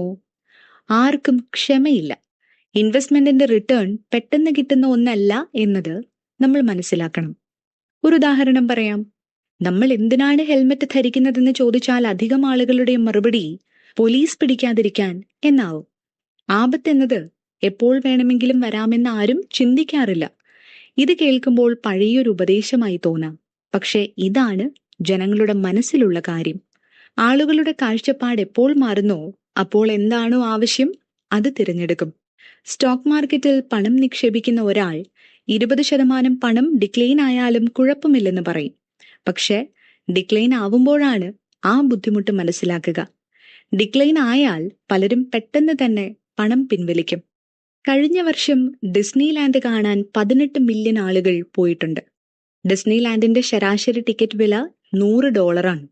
അങ്ങനെ ഒരു ചെറിയ കാഴ്ചയ്ക്കായി അത്രയും ദൂരം യാത്ര ചെയ്ത് $100 ചിലവഴിക്കാൻ ആളുകൾ രണ്ടാമതൊന്നും ആലോചിക്കാറില്ല. ഇതേ മനോഭാവത്തോടെ നമ്മൾ സ്റ്റോക്ക് മാർക്കറ്റ് നോക്കിയാൽ മേലെ പോകുന്നതും താഴെ വീഴുന്നതുമാണ് നിങ്ങളുടെ നേട്ടം. പക്ഷേ കുറച്ചു കാലം കാത്തിരുന്നാൽ നിങ്ങൾക്ക് നല്ല അനുഭവം ഉറപ്പായും ഉണ്ടാകും. നിങ്ങളിൽ നിന്നും വ്യത്യസ്തമായി ട്രേഡിംഗ് നടത്തുന്ന ഒരാളുടെ അടുത്ത് നിന്നും പഠിക്കുമ്പോൾ നിങ്ങൾ വളരെയധികം ശ്രദ്ധിക്കണം. .com ബബിൾ അല്ലെങ്കിൽ ഇന്റർനെറ്റ് കുമിള അല്ലെങ്കിൽ വിവര സാങ്കേതിക വിദ്യ കുമിള എന്നൊക്കെ അറിയപ്പെടുന്ന സാമ്പത്തിക പ്രതിസന്ധി 1997, 2000 കാലഘട്ടത്തിലാണ് ഉണ്ടായത്. 2000-ൽ .com ബബിൾ നടക്കുമ്പോൾ 6.2 ട്രില്യണിന്റെ നഷ്ടമുണ്ടാക്കി. എന്നാൽ ഈ ലോകത്ത് ഇത്തരം കാര്യങ്ങളൊക്കെ ഇടയ്ക്കിടയ്ക്ക് നടന്നിട്ടും ആരും എന്തുകൊണ്ടാണ് അതിൽ നിന്നും പാഠങ്ങൾ പഠിക്കാത്തത്? ഇത് കാലങ്ങളോളം ഒരു സൈക്കിൾ പോലെ ആവർത്തിച്ചുകൊണ്ടേയിരിക്കുന്നു. അതിന് കാരണം ഒന്ന് മാത്രമാണ്: മനുഷ്യന്റെ അത്യാഗ്രഹം. മനുഷ്യൻ ഒരു കാര്യം ആഗ്രഹിക്കുമ്പോൾ അതെന്തുകൊണ്ടാണ് ആഗ്രഹിക്കുന്നതെന്നും അതിന്റെ പിന്നിലെ കാരണം എന്താണെന്നൊന്നും ചിന്തിക്കാറില്ല. പക്ഷെ ഇത് മാത്രമല്ല കാരണം. വളരെ ചെറിയ ഇൻഫർമേഷൻ കിട്ടി അതിൽ ലോജിക് ഒട്ടും അപ്ലൈ ചെയ്യാതെ എടുക്കുന്ന തീരുമാനങ്ങളാണ് അബദ്ധങ്ങളിലേക്ക് കൊണ്ടെത്തിക്കുന്നത്. ബബിൾസിലും ആളുകളുടെ അത്യാഗ്രഹത്തിലും മാത്രം പഴിചാരിയാൽ നമുക്കൊന്നും പഠിക്കാൻ കഴിഞ്ഞെന്ന് വരില്ല. അത് രണ്ടും പ്രധാനപ്പെട്ട വിഷയമാണ്. പക്ഷേ അതിൽ മാത്രം ഒതുങ്ങുന്നതല്ല പ്രശ്നം. ഇവിടെയുള്ള എല്ലാവരും ജീവിതത്തിൽ വലുതും ചെറുതുമായ എന്തൊക്കെയോ നേടുന്നുണ്ട്. പക്ഷെ നമ്മൾ സ്വന്തമാക്കിയ കാര്യത്തിന് എപ്പോഴും മൂല്യമുണ്ടാകും എന്ന് നമ്മൾ പ്രതീക്ഷിക്കുന്നത് ന്യായമല്ല. അതാണ് നമ്മുടെ പണത്തിന്റെ കാര്യത്തിലും സംഭവിക്കുന്നത്. ഒരു ഭാഗം താഴ്ന്നു പോയാൽ മറ്റൊരു ഭാഗം ഉയർന്നു വരും. പല കോടി ആളുകൾ കാരണം ഒരാളുടെ ജീവിതം തകരാൻ പോലും സാധ്യതയുണ്ട്. അതേപോലെ തന്നെ പല കോടി ആളുകൾ തകർച്ചയിലേക്ക് പോകുമ്പോൾ ഒരാൾ വലിയ പണക്കാരനാവാനും സാധ്യതയുണ്ട്. ഈ കാര്യങ്ങളിൽ നമ്മൾ ചോദ്യം ചോദിക്കുന്നത് ഒരു യുദ്ധം എന്തുകൊണ്ട് നടക്കുന്നു എന്ന് ചോദിക്കുന്നത് പോലെയാണ്. അതിന് 1000 കാരണങ്ങളുണ്ടാവാം. നമ്മളെ കൊണ്ടത് തടുക്കാനും കഴിയില്ല. ഇന്ന് നമ്മൾ ചോദിക്കുന്ന എല്ലാ ചോദ്യങ്ങൾക്കും ഉത്തരം തരാൻ കഴിയുന്ന വിധത്തിലുള്ള എളുപ്പമുള്ള ഒരു വിഷയമല്ല. പക്ഷെ ഇതെല്ലാം ശരിയായി മനസ്സിലാക്കാതെ എവിടെയാണ് നമ്മൾ തോറ്റുപോകുന്നത് എന്ന് ചോദിച്ചാൽ ഒരേ ഒരു സ്ഥലത്താണ്. മറ്റുള്ളവർ ചെയ്യുന്നത് കണ്ട് അതേപോലെ നമ്മളും ആവർത്തിക്കുമ്പോഴാണ്. അല്ലെങ്കിൽ മറ്റൊരാൾ വേറെ ഒരു കളി കളിക്കുമ്പോൾ അയാളുടെ തീരുമാനം കണ്ട് നമ്മൾ കൈക്കൊള്ളുന്ന തീരുമാനം കൊണ്ടാണ്. ഒരു ചെറിയ ഐഡിയ ഇവിടെയുള്ള ഫിനാൻസ് മാർക്കറ്റിന് വലിയ കുഴപ്പങ്ങൾ ഉണ്ടാക്കുന്നുണ്ട്. ഇവിടെയുള്ള എല്ലാ സ്വത്തിനും ഒരേ വിലയാണ് എന്നതാണ്. പക്ഷെ അത് വാങ്ങുന്ന ഓരോ ആളുകളുടെയും ആവശ്യവും ഉദ്ദേശവും പലതാണ്. വളരെ ലളിതമായി ഈ ഒരു കാര്യം പറയാം. നിങ്ങളൊരു കല്യാണത്തിന് ഭക്ഷണം ഉണ്ടാക്കാൻ പോവുകയാണെങ്കിൽ ചാക്ക് കണക്കിന് പലചരക്കും അരിയും ഇറക്കും. കാരണം അതൊരു വലിയ ലാഭം വരുന്ന ബിസിനസ്സാണ്. അതുമാത്രമല്ല, അതിനുള്ള ജോലികൾ 5 മുതൽ 10 ദിവസം വരെ ചെയ്യാനുമുണ്ടാവും. അതേസമയം ഒരു വീട്ടിലാണ് ഭക്ഷണം ഉണ്ടാക്കാൻ പോകുന്നതെങ്കിൽ ആ വീട്ടിലേക്ക് അടുത്തയാഴ്ച ആവശ്യമായ സാധനങ്ങൾ നമ്മൾ വാങ്ങും. കാരണം 3-4 ആളുകൾക്ക് മാത്രമാണ് അവിടെ ആഹാരം പാചകം ചെയ്യേണ്ടത്. അതേസമയം നിങ്ങൾക്ക് മാത്രമാണ് ആഹാരം ഉണ്ടാക്കുന്നതെങ്കിൽ 2-3 ദിവസത്തേക്ക് ആവശ്യമുള്ള സാധനങ്ങൾ മാത്രം വാങ്ങി ആവശ്യമുള്ളപ്പോൾ ഉണ്ടാക്കി കഴിക്കും. നിങ്ങൾ ഓഫീസിലുള്ള സമയത്ത് നിങ്ങൾക്ക് ഉച്ചയാകുമ്പോൾ വിശക്കുന്നു എന്ന് കരുതുക. വീട്ടിൽ പോയി പാചകം ചെയ്ത് കഴിക്കാൻ കഴിയില്ല. അപ്പോൾ നിങ്ങൾ അടുത്തുള്ള കടയിൽ പോയി ഇഷ്ടമുള്ള ആഹാരം വാങ്ങിക്കഴിക്കും. ഇതേപോലെ തന്നെയാണ് സ്റ്റോക്ക് മാർക്കറ്റും. നിങ്ങൾ നീണ്ട കാലത്തേക്ക് നിക്ഷേപിക്കുകയാണെങ്കിൽ എത്ര വാങ്ങും? ചെറിയ കാലത്തേക്കാണെങ്കിൽ എത്ര വാങ്ങും? 5 വർഷത്തിന് താഴെ മാത്രമുള്ള കാലയളവിലേക്കാണെങ്കിൽ എത്ര വാങ്ങും? എല്ലാം വ്യത്യസ്തമാണ്. ഇത് മാത്രമല്ല, പകൽ സമയത്ത് ട്രേഡിംഗ് നടത്തുന്ന ഒരാൾ പണം നിക്ഷേപിച്ച് മണിക്കൂറുകൾ കൊണ്ട് പുറത്തെടുക്കും. ഇങ്ങനെ ഓരോ മനുഷ്യർക്കും ഓരോ വ്യത്യസ്തമായ ആവശ്യവും താല്പര്യവും ഉള്ളപ്പോൾ എങ്ങനെ നിങ്ങൾ സ്റ്റോക്ക് പ്രൈസും അനാലിസിസും അടുത്തുള്ള ആളുകൾ എന്തു ചെയ്യുന്നു എന്ന് മാത്രം നോക്കി പഠിച്ച് അതുവഴി സമ്പാദിക്കാൻ കഴിയും? ഇതാണ് ഫിനാൻസ് മാർക്കറ്റിൽ കാലങ്ങളായി നടക്കുന്ന വലിയൊരു തെറ്റ്. നമുക്കാരെയും മണ്ടന്മാരെന്ന് പറയാൻ കഴിയില്ല. കാരണം ദീർഘകാലത്തേക്ക് നിങ്ങളൊരു സ്റ്റോക്ക് വാങ്ങുന്നു എന്ന് കരുതുക. മറ്റൊരാൾ ഡേ ട്രേഡറുമാണ്. ദീർഘകാലത്തേക്ക് ഇൻവെസ്റ്റ് ചെയ്ത് നിങ്ങൾ ഓരോ ദിവസവും ഇടയ്ക്കിടയ്ക്ക് സ്റ്റോക്ക് വാല്യൂ നോക്കി അത് ഇന്ന് വിൽക്കണോ നാളെ വിൽക്കണോ എന്ന് ആലോചിക്കേണ്ട കാര്യമുണ്ടോ? ഇല്ല. നിങ്ങൾ കണ്ണടച്ച് പറ്റുന്നത്ര കാലം അതിനെ വളരാൻ അനുവദിക്കണം. അതേസമയം ഷോർട്ട് ടേമിലേക്ക് ഇൻവെസ്റ്റ് ചെയ്യുന്ന ഒരാൾക്ക് അങ്ങനെ കണ്ണടച്ചിരിക്കാൻ കഴിയുമോ? ഇല്ല. അവർ പണമിട്ട് ദിവസക്കണക്കിന് പണം എടുത്തുകൊണ്ടിരിക്കണം. അപ്പോൾ മാത്രമാണ് അവർക്ക് ലാഭം കിട്ടുകയുള്ളൂ. അവരുടെ കളി നിയമവും നിങ്ങളുടെ കളി നിയമവും തമ്മിൽ വലിയ അന്തരമുണ്ട്. CNN-ഉം CNBC-യും അല്ലെങ്കിൽ മറ്റേതെങ്കിലും വലിയ ന്യൂസ് ചാനലോ നിങ്ങൾക്കൊരു സ്റ്റോക്ക് ഇത്ര വിലയിൽ വാങ്ങാം എന്ന് പറഞ്ഞാൽ അത് വലിയ മണ്ടത്തരമാണ്. കാരണം നിങ്ങൾ എന്നൊരു വാക്കിന് പിന്നിൽ എത്ര വ്യത്യസ്തരായ മനുഷ്യരുണ്ടെന്ന് നമ്മൾ മനസ്സിലാക്കാറില്ല. നമ്മൾ മനസ്സിലാക്കേണ്ടത് ഇത്ര മാത്രമാണ്: നമ്മൾ ഏത് കാലത്താണ് ജീവിക്കുന്നത്, നമുക്ക് എന്താണ് വേണ്ടത്, നമ്മൾ ഏത് രീതിയിലുള്ള കളിയാണ് കളിക്കുന്നത് എന്നതൊക്കെ നന്നായി മനസ്സിലാക്കിയിട്ട് വേണം എന്തും ചെയ്യാൻ. പക്ഷേ നമ്മൾ എങ്ങനെ കളിക്കണമെന്നറിയാൻ പഠിക്കാനായി ചില റിസ്കുകൾ എടുക്കാം, ചില കാര്യങ്ങൾ പിന്തുടരാം. ചില കാര്യങ്ങളിൽ എന്ത് ചെയ്യാൻ പാടില്ലെന്ന് മനസ്സിലാക്കിയാൽ എന്ത് ചെയ്യണം എന്നതിനെക്കുറിച്ച് വ്യക്തത വരും. ഇതെല്ലാം മനസ്സിലാക്കിയാൽ മാത്രമേ പണത്തിന്റെ കാര്യത്തിലും ജീവിതത്തിലും നമുക്ക് വിജയിക്കാൻ കഴിയൂ. നമ്മുടെ ജീവിതത്തിൽ പ്രതീക്ഷ എന്നത് ആരോ ഒരാൾ നിങ്ങൾക്കൊരു സാധനം വിൽക്കുന്നത് പോലെയാണ്. പക്ഷേ ആത്മവിശ്വാസം എന്നത് ആരോ ഒരാൾ നിങ്ങൾക്ക് ഉപകാരം ചെയ്യുമെന്നുള്ള വിശ്വാസം പോലെയാണ്. പ്രതീക്ഷ നമുക്ക് സന്തോഷമുണ്ടാക്കുന്ന ഒരു കാര്യമാണ്. കാരണം അതാണ് നമ്മളെ ഓരോ ദിവസവും ജീവിക്കാൻ പ്രേരിപ്പിക്കുന്നത്.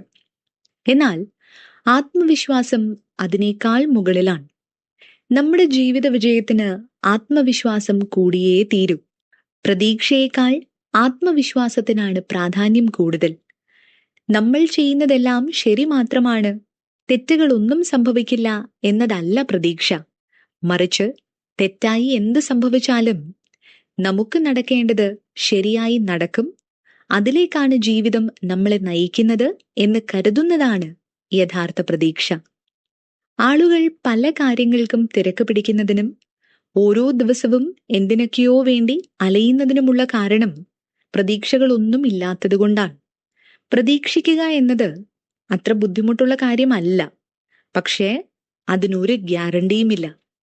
ഈ ഒരു കാരണം കൊണ്ടാണ് നമ്മൾ ആത്മവിശ്വാസത്തെ കൂടുതൽ വിശ്വസിക്കുന്നത്.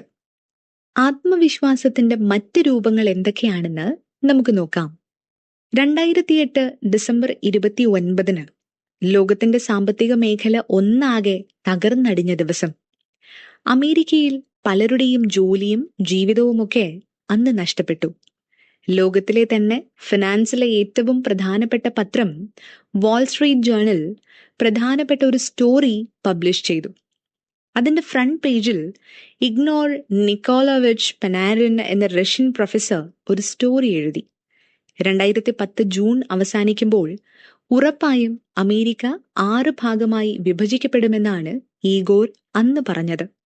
Californian republic, Texas republic, Atlantic America, central north America എന്ന് മാത്രമല്ല മറ്റ് ചില ചെറിയ ഭാഗങ്ങളുമാകുമെന്ന് അദ്ദേഹം പ്രവചിച്ചു. പക്ഷേ ഇത് നടന്നോ? ഇല്ല.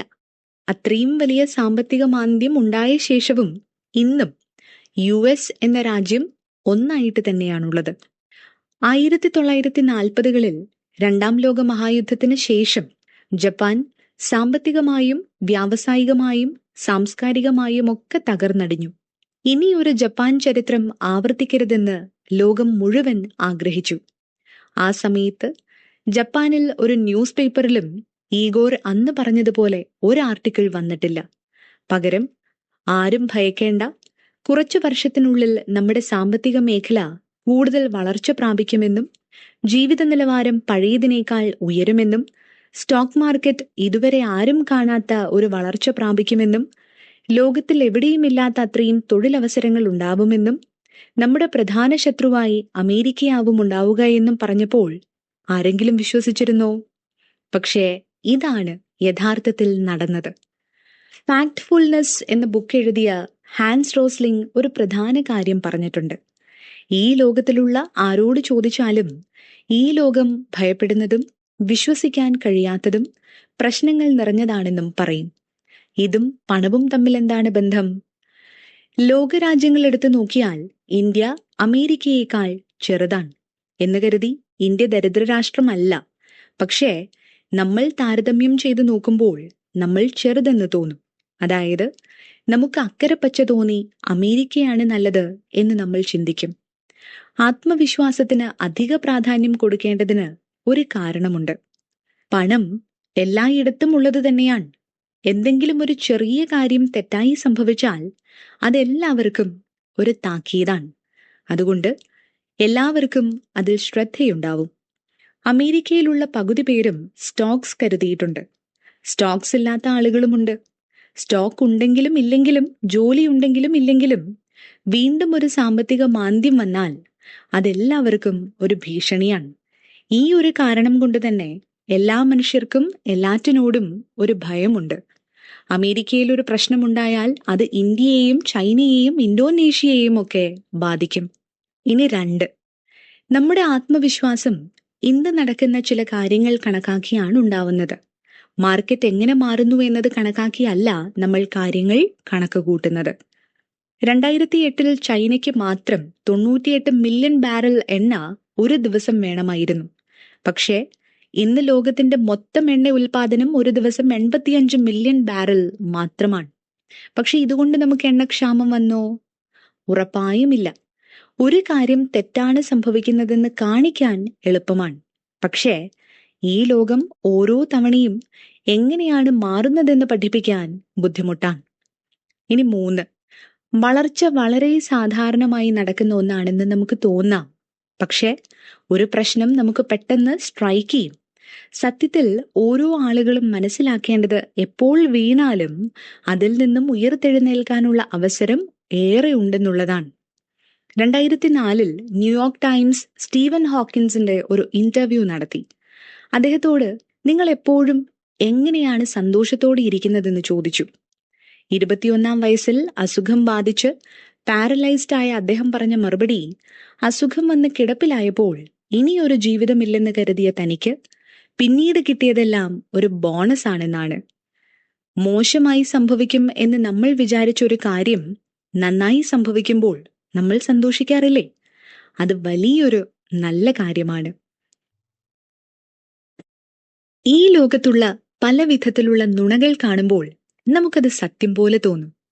നമ്മുടെ ഭൂമിക്ക് മുകളിൽ ഒരു ഏലിയനെ കൊണ്ടുവച്ച് 2007 ശേഷം ഉണ്ടായിരിക്കുന്ന എല്ലാ കാര്യങ്ങളും നോക്കിക്കാണാൻ പറഞ്ഞാൽ ആ ഏലിയൻ കാണുന്ന കാര്യങ്ങൾ ഇതൊക്കെയാവും.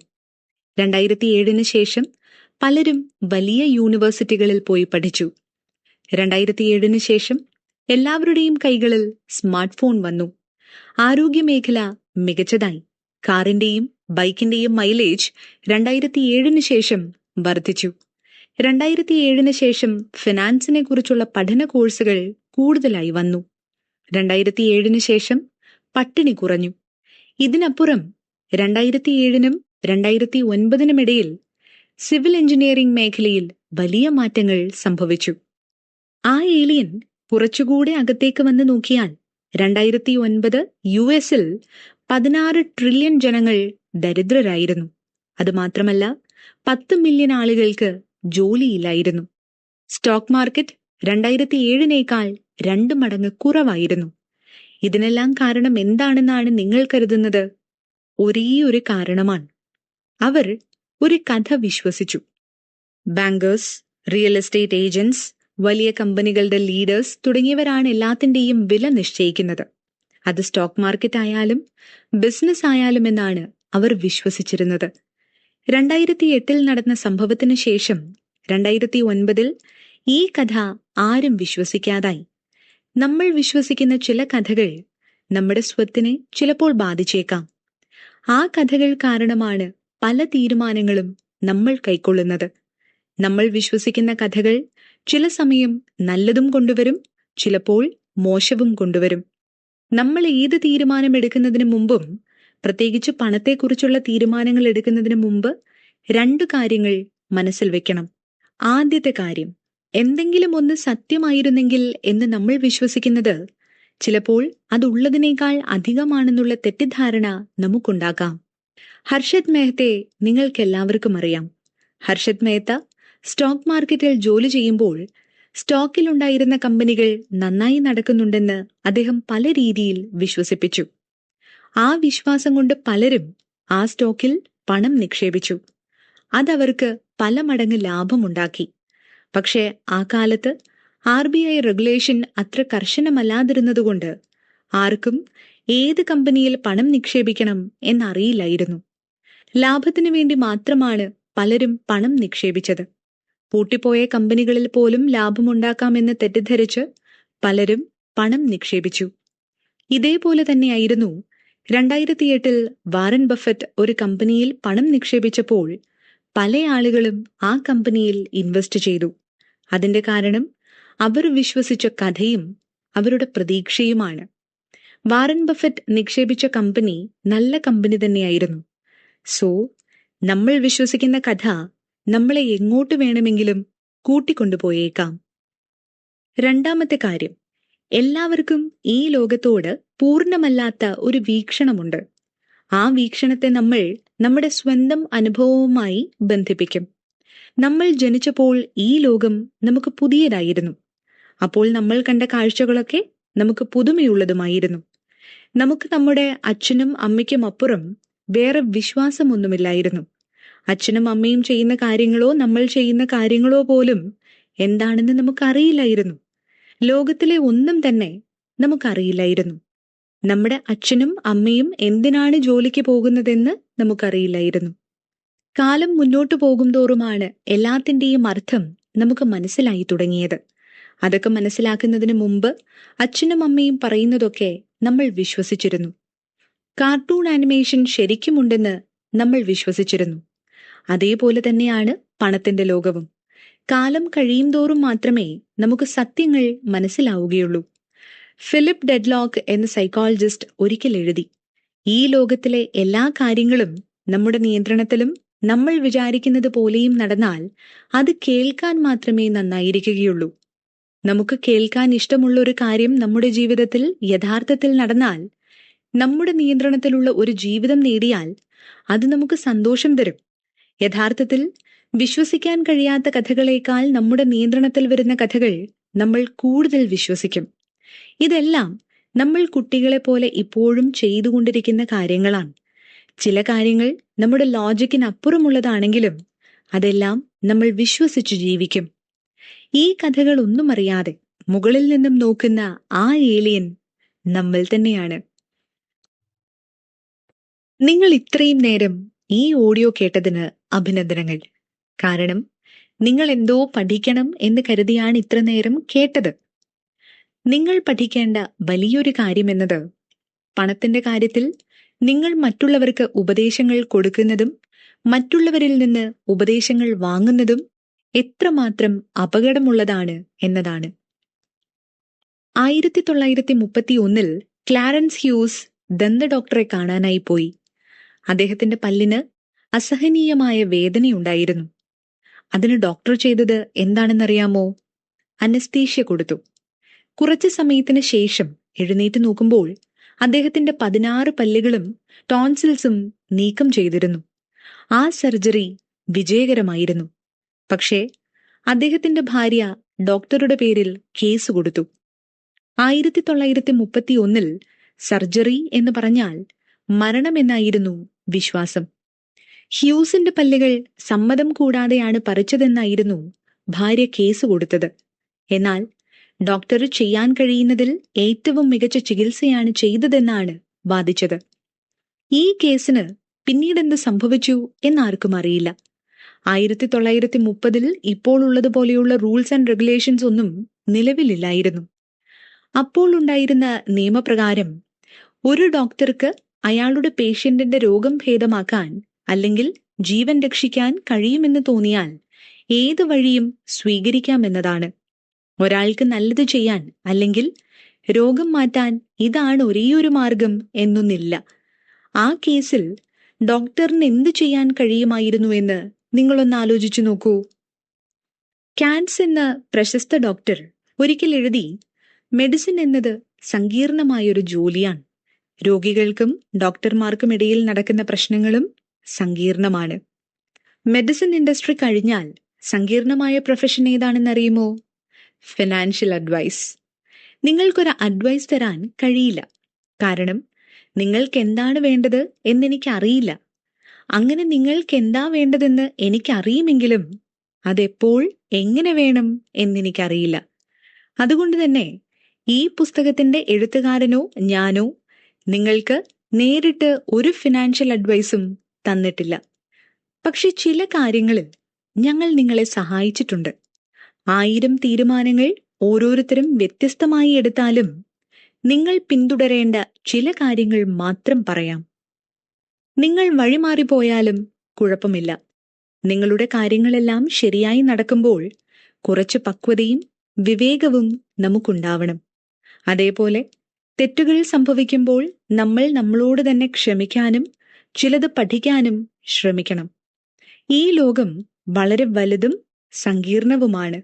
അതുകൊണ്ട് തന്നെ ശരിയാണെന്ന് കരുതുന്ന കാര്യങ്ങൾ തെറ്റാവാനും തെറ്റെന്ന് തോന്നുന്ന കാര്യങ്ങൾ ശരിയാവാനും സാധ്യതയുണ്ട്. ഇതിനിടയിൽ അതിൽ നിന്നൊക്കെ പാഠം ഉൾക്കൊണ്ട് മുന്നോട്ട് വളരാനാണ് പഠിക്കേണ്ടത്. മറ്റൊന്നും ആലോചിക്കേണ്ടതില്ല. എന്താണ് നമ്മുടെ നല്ലത്, എന്താണ് നമ്മുടെ ശാപം എന്നൊന്നും നമുക്കൊരിക്കലും കണക്ക് കൂട്ടാനേ കഴിയില്ല. നമുക്ക് എത്രത്തോളം തലക്കനവും അഭിമാനവും കൂടുതലുണ്ടോ അത്രത്തോളം നമ്മുടെ സമ്പത്ത് കുറയാനാണ് സാധ്യത.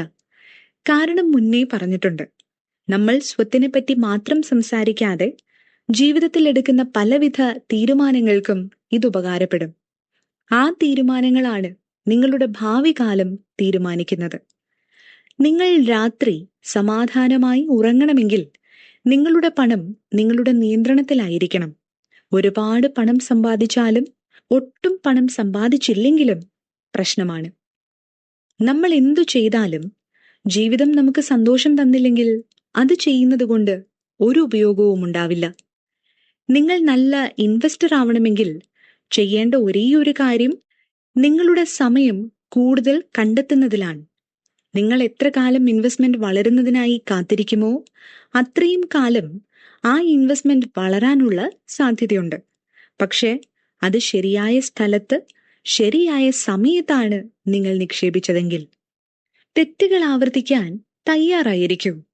നിങ്ങൾ പകുതിയോളം തെറ്റുകൾ മാത്രം ചെയ്താലും വിജയത്തിലേക്കുള്ള സാധ്യത കൂടുതലാണ്. നിങ്ങൾക്ക് ഒരുപാട് സമ്പാദിക്കാൻ കഴിയും. നേരത്തെ പറഞ്ഞ പോലെ എല്ലാം നന്നാവണം എന്നില്ല. പക്ഷേ നന്നാവുന്ന കാര്യങ്ങൾ കണ്ടെത്താൻ കുറച്ചധിക സമയം വേണ്ടി വന്നാലും കുഴപ്പമില്ല. പണം എന്നത് സാധനങ്ങൾ വാങ്ങാനും അന്തസ്സ് കാണിക്കാനും സന്തോഷത്തിനും മാത്രം വിനിയോഗിക്കേണ്ട ഒന്നല്ല. പണം ബുദ്ധിയോടെ ചിലവഴിക്കുന്ന ഒരാൾ അയാളുടെ സമയത്തെ കൂടി വിനിയോഗിക്കാനാണ് ശ്രമിക്കുക. കാരണം സമയം ഒരിക്കൽ പോയാൽ തിരിച്ചു വരില്ല. ആഡംബരം കാണിക്കാത്ത നല്ല മനുഷ്യനായി ജീവിക്കുക. പണം കൊണ്ട് മാത്രം നേടാൻ കഴിയാത്ത ചിലതുണ്ട്. അതിൽ പ്രധാനമാണ് നിങ്ങൾക്ക് ചുറ്റുമുള്ള മനുഷ്യർ. സമ്പാദിക്കൂ, അതിന് കാരണം ആവശ്യമില്ല.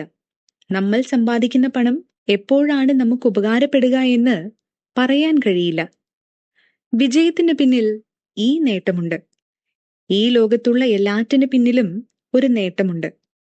വിജയം ഒരു വലിയ നേട്ടത്തോടെയാണ് വരിക. അതിന് നിങ്ങൾ തയ്യാറായിരിക്കണം. ഇല്ലെങ്കിൽ നിങ്ങളുടെ ജീവിതത്തിൽ സന്തോഷമില്ലാതെ പോകും. തെറ്റുകൾ സംഭവിക്കും. അതെപ്പോൾ വേണമെങ്കിലും പ്രതീക്ഷിക്കാം. നമ്മൾ വിചാരിക്കുന്നയെല്ലാം അതേപോലെ തന്നെ സംഭവിച്ചാൽ നമുക്ക് പുതുതായി ഒന്നും പഠിക്കാനുണ്ടാവില്ല, വളരാനും കഴിയില്ല.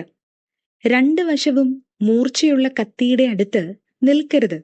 അങ്ങനെ ഒരു കത്തിമുനയിലേക്ക് എത്തിക്കുന്ന തീരുമാനങ്ങളൊന്നും എടുക്കുകയുമരുത്. പണത്തിനു വേണ്ടി ഒന്നും അധികമായും ചെയ്യരുത്, എന്നാൽ കുറവുമാവരുത്. നിങ്ങളുടെ ആവശ്യത്തിനും സാഹചര്യത്തിനും അനുസരിച്ചാണ് നിങ്ങൾ പ്രവർത്തിക്കേണ്ടത്. റിസ്ക് എടുക്കാൻ പഠിക്കണം. റിസ്ക് എടുത്താൽ മാത്രമേ നിങ്ങൾക്ക് ലാഭമുണ്ടാക്കാൻ കഴിയൂ. എല്ലാം നഷ്ടപ്പെടുത്തുന്നത്ര റിസ്ക് എടുക്കുന്നത് ഒട്ടും ശരിയല്ല. പണം ഒരു കളി പോലെയാണ്. ഇപ്പോൾ എങ്ങനെ എന്തിന് കളിക്കുന്നു എന്ന് നിങ്ങൾ തിരിച്ചറിയണം. ആ കളി നിങ്ങൾക്കിഷ്ടമാണോ എന്നും ചിന്തിക്കണം. അറിവുള്ളവർ നിങ്ങൾ ചെയ്യുന്നതെല്ലാം തെറ്റാണെന്ന് പറയാം. പക്ഷേ ആത്യന്തികമായൊരു ശരിയും തെറ്റുമില്ല എന്ന് നിങ്ങൾ മനസ്സിലാക്കണം. നിങ്ങളുടെ അനുഭവം മാത്രമാണ് നിങ്ങളുടെ ശരി. നമ്മുടെ എഴുത്തുകാരൻ പണത്തെ എങ്ങനെയാണ് കണ്ടതെന്ന് നോക്കാം. സാൻഡി ഗോട്സ്മൻ എന്നൊരു മില്യണറായ ഇൻവെസ്റ്റർ ഉണ്ടായിരുന്നു. ഒരു കൺസൾട്ടിംഗ് ഗ്രൂപ്പിന് വേണ്ടി നടത്തിയിരുന്ന ഇന്റർവ്യൂവിൽ അദ്ദേഹം സ്ഥിരമായി ചോദിച്ചിരുന്ന ഒരു ചോദ്യമുണ്ടായിരുന്നു. ആ ചോദ്യം ഇതാണ്: നിങ്ങൾ എന്താണ് സ്വന്തമാക്കി വെച്ചിട്ടുള്ളത്? എന്തിനാണ്? നമ്മളൊരു കാര്യം ചെയ്യുമ്പോൾ അതെന്തിനു വേണ്ടി ചെയ്യുന്നു എന്ന് മനസ്സിലാക്കി ചെയ്യുന്നതാണ് പ്രധാനപ്പെട്ട കാര്യം. അത് ജയിക്കുമോ തോൽക്കുമോ മറ്റേതെങ്കിലും പാതയിലേക്ക് പോകുമോ എന്നതൊന്നുമല്ല പ്രധാനം. നമ്മുടെ എഴുത്തുകാരൻ മോർഗൻ ഹൗസിൽ ജീവിതത്തിൽ രണ്ട് കാര്യങ്ങൾ മാത്രമാണ് ചെയ്തത്. ഒന്ന്, ചാർലി മംഗൾ ഒരിക്കൽ പറഞ്ഞു, എനിക്ക് പണക്കാരനാകണമെന്ന് ആഗ്രഹമില്ല, പക്ഷേ സ്വതന്ത്രമായി ജീവിക്കണം. ഇത് തന്നെയാണ് മോർഗൻ ഹൗസിലും മാതൃകയായി കണ്ടത്. ഞാൻ ഏത് രീതിയിലായാലും എന്റെ കുടുംബത്തിന് സ്വസ്ഥതയും സമാധാനവും സുരക്ഷിതത്വവും മാത്രമുണ്ടായാൽ മതിയെന്നാണ് അദ്ദേഹം കരുതിയത്. 2, അദ്ദേഹത്തിന്റെ കുടുംബം സേവിങ്സ് എങ്ങനെയാണ് ഉണ്ടാക്കിയതെന്നാണ്. മോർഗൻ ഹൗസിലിന് നല്ലൊരു ജോലി ഉണ്ടായിരുന്നു. അതിൽ നിന്നും ലഭിക്കുന്ന ശമ്പളം ചില ഇൻഡെക്സ് ഫണ്ട്സിൽ നിക്ഷേപിച്ചു, അതായത് US ആൻഡ് ഇന്റർനാഷണൽ സ്റ്റോക്കിൽ. ആ നിക്ഷേപം വളർന്നാലും ഇല്ലെങ്കിലും അതിനനുസരിച്ച് ജീവിതം ചിട്ടപ്പെടുത്താമെന്നായിരുന്നു അദ്ദേഹം കരുതിയത്. ഇതിനിടയിൽ ചെറിയൊരു സേവിങ്സ് അദ്ദേഹം മക്കൾക്കായി കരുതി. എല്ലാം ലളിതമായി മാത്രം മതിയെന്ന് കരുതിയിരുന്നു അദ്ദേഹം. ഏത് സ്റ്റോക്ക് വളരും വീഴും, എന്താണ് പ്രശ്നം എന്നതൊന്നും അദ്ദേഹത്തെ അലട്ടിയില്ല. സ്വാതന്ത്ര്യത്തോടെ ജീവിക്കുന്നുണ്ടോ മനസമാധാനത്തോടെ ഉറങ്ങുന്നുണ്ടോ എന്നത് മാത്രമേ അദ്ദേഹം ശ്രദ്ധിച്ചുള്ളൂ. അവസാനമായി നമ്മൾ മനസ്സിലാക്കേണ്ട ഒരേയൊരു കാര്യം ഇതാണ്: ആരും ബുദ്ധിമാന്മാരുമല്ല, മണ്ടന്മാരുമല്ല. എല്ലാം തികഞ്ഞവരായി ആരുമില്ല. ഓരോ മനുഷ്യരുടെയും അനുഭവം വ്യത്യസ്തമാണ്.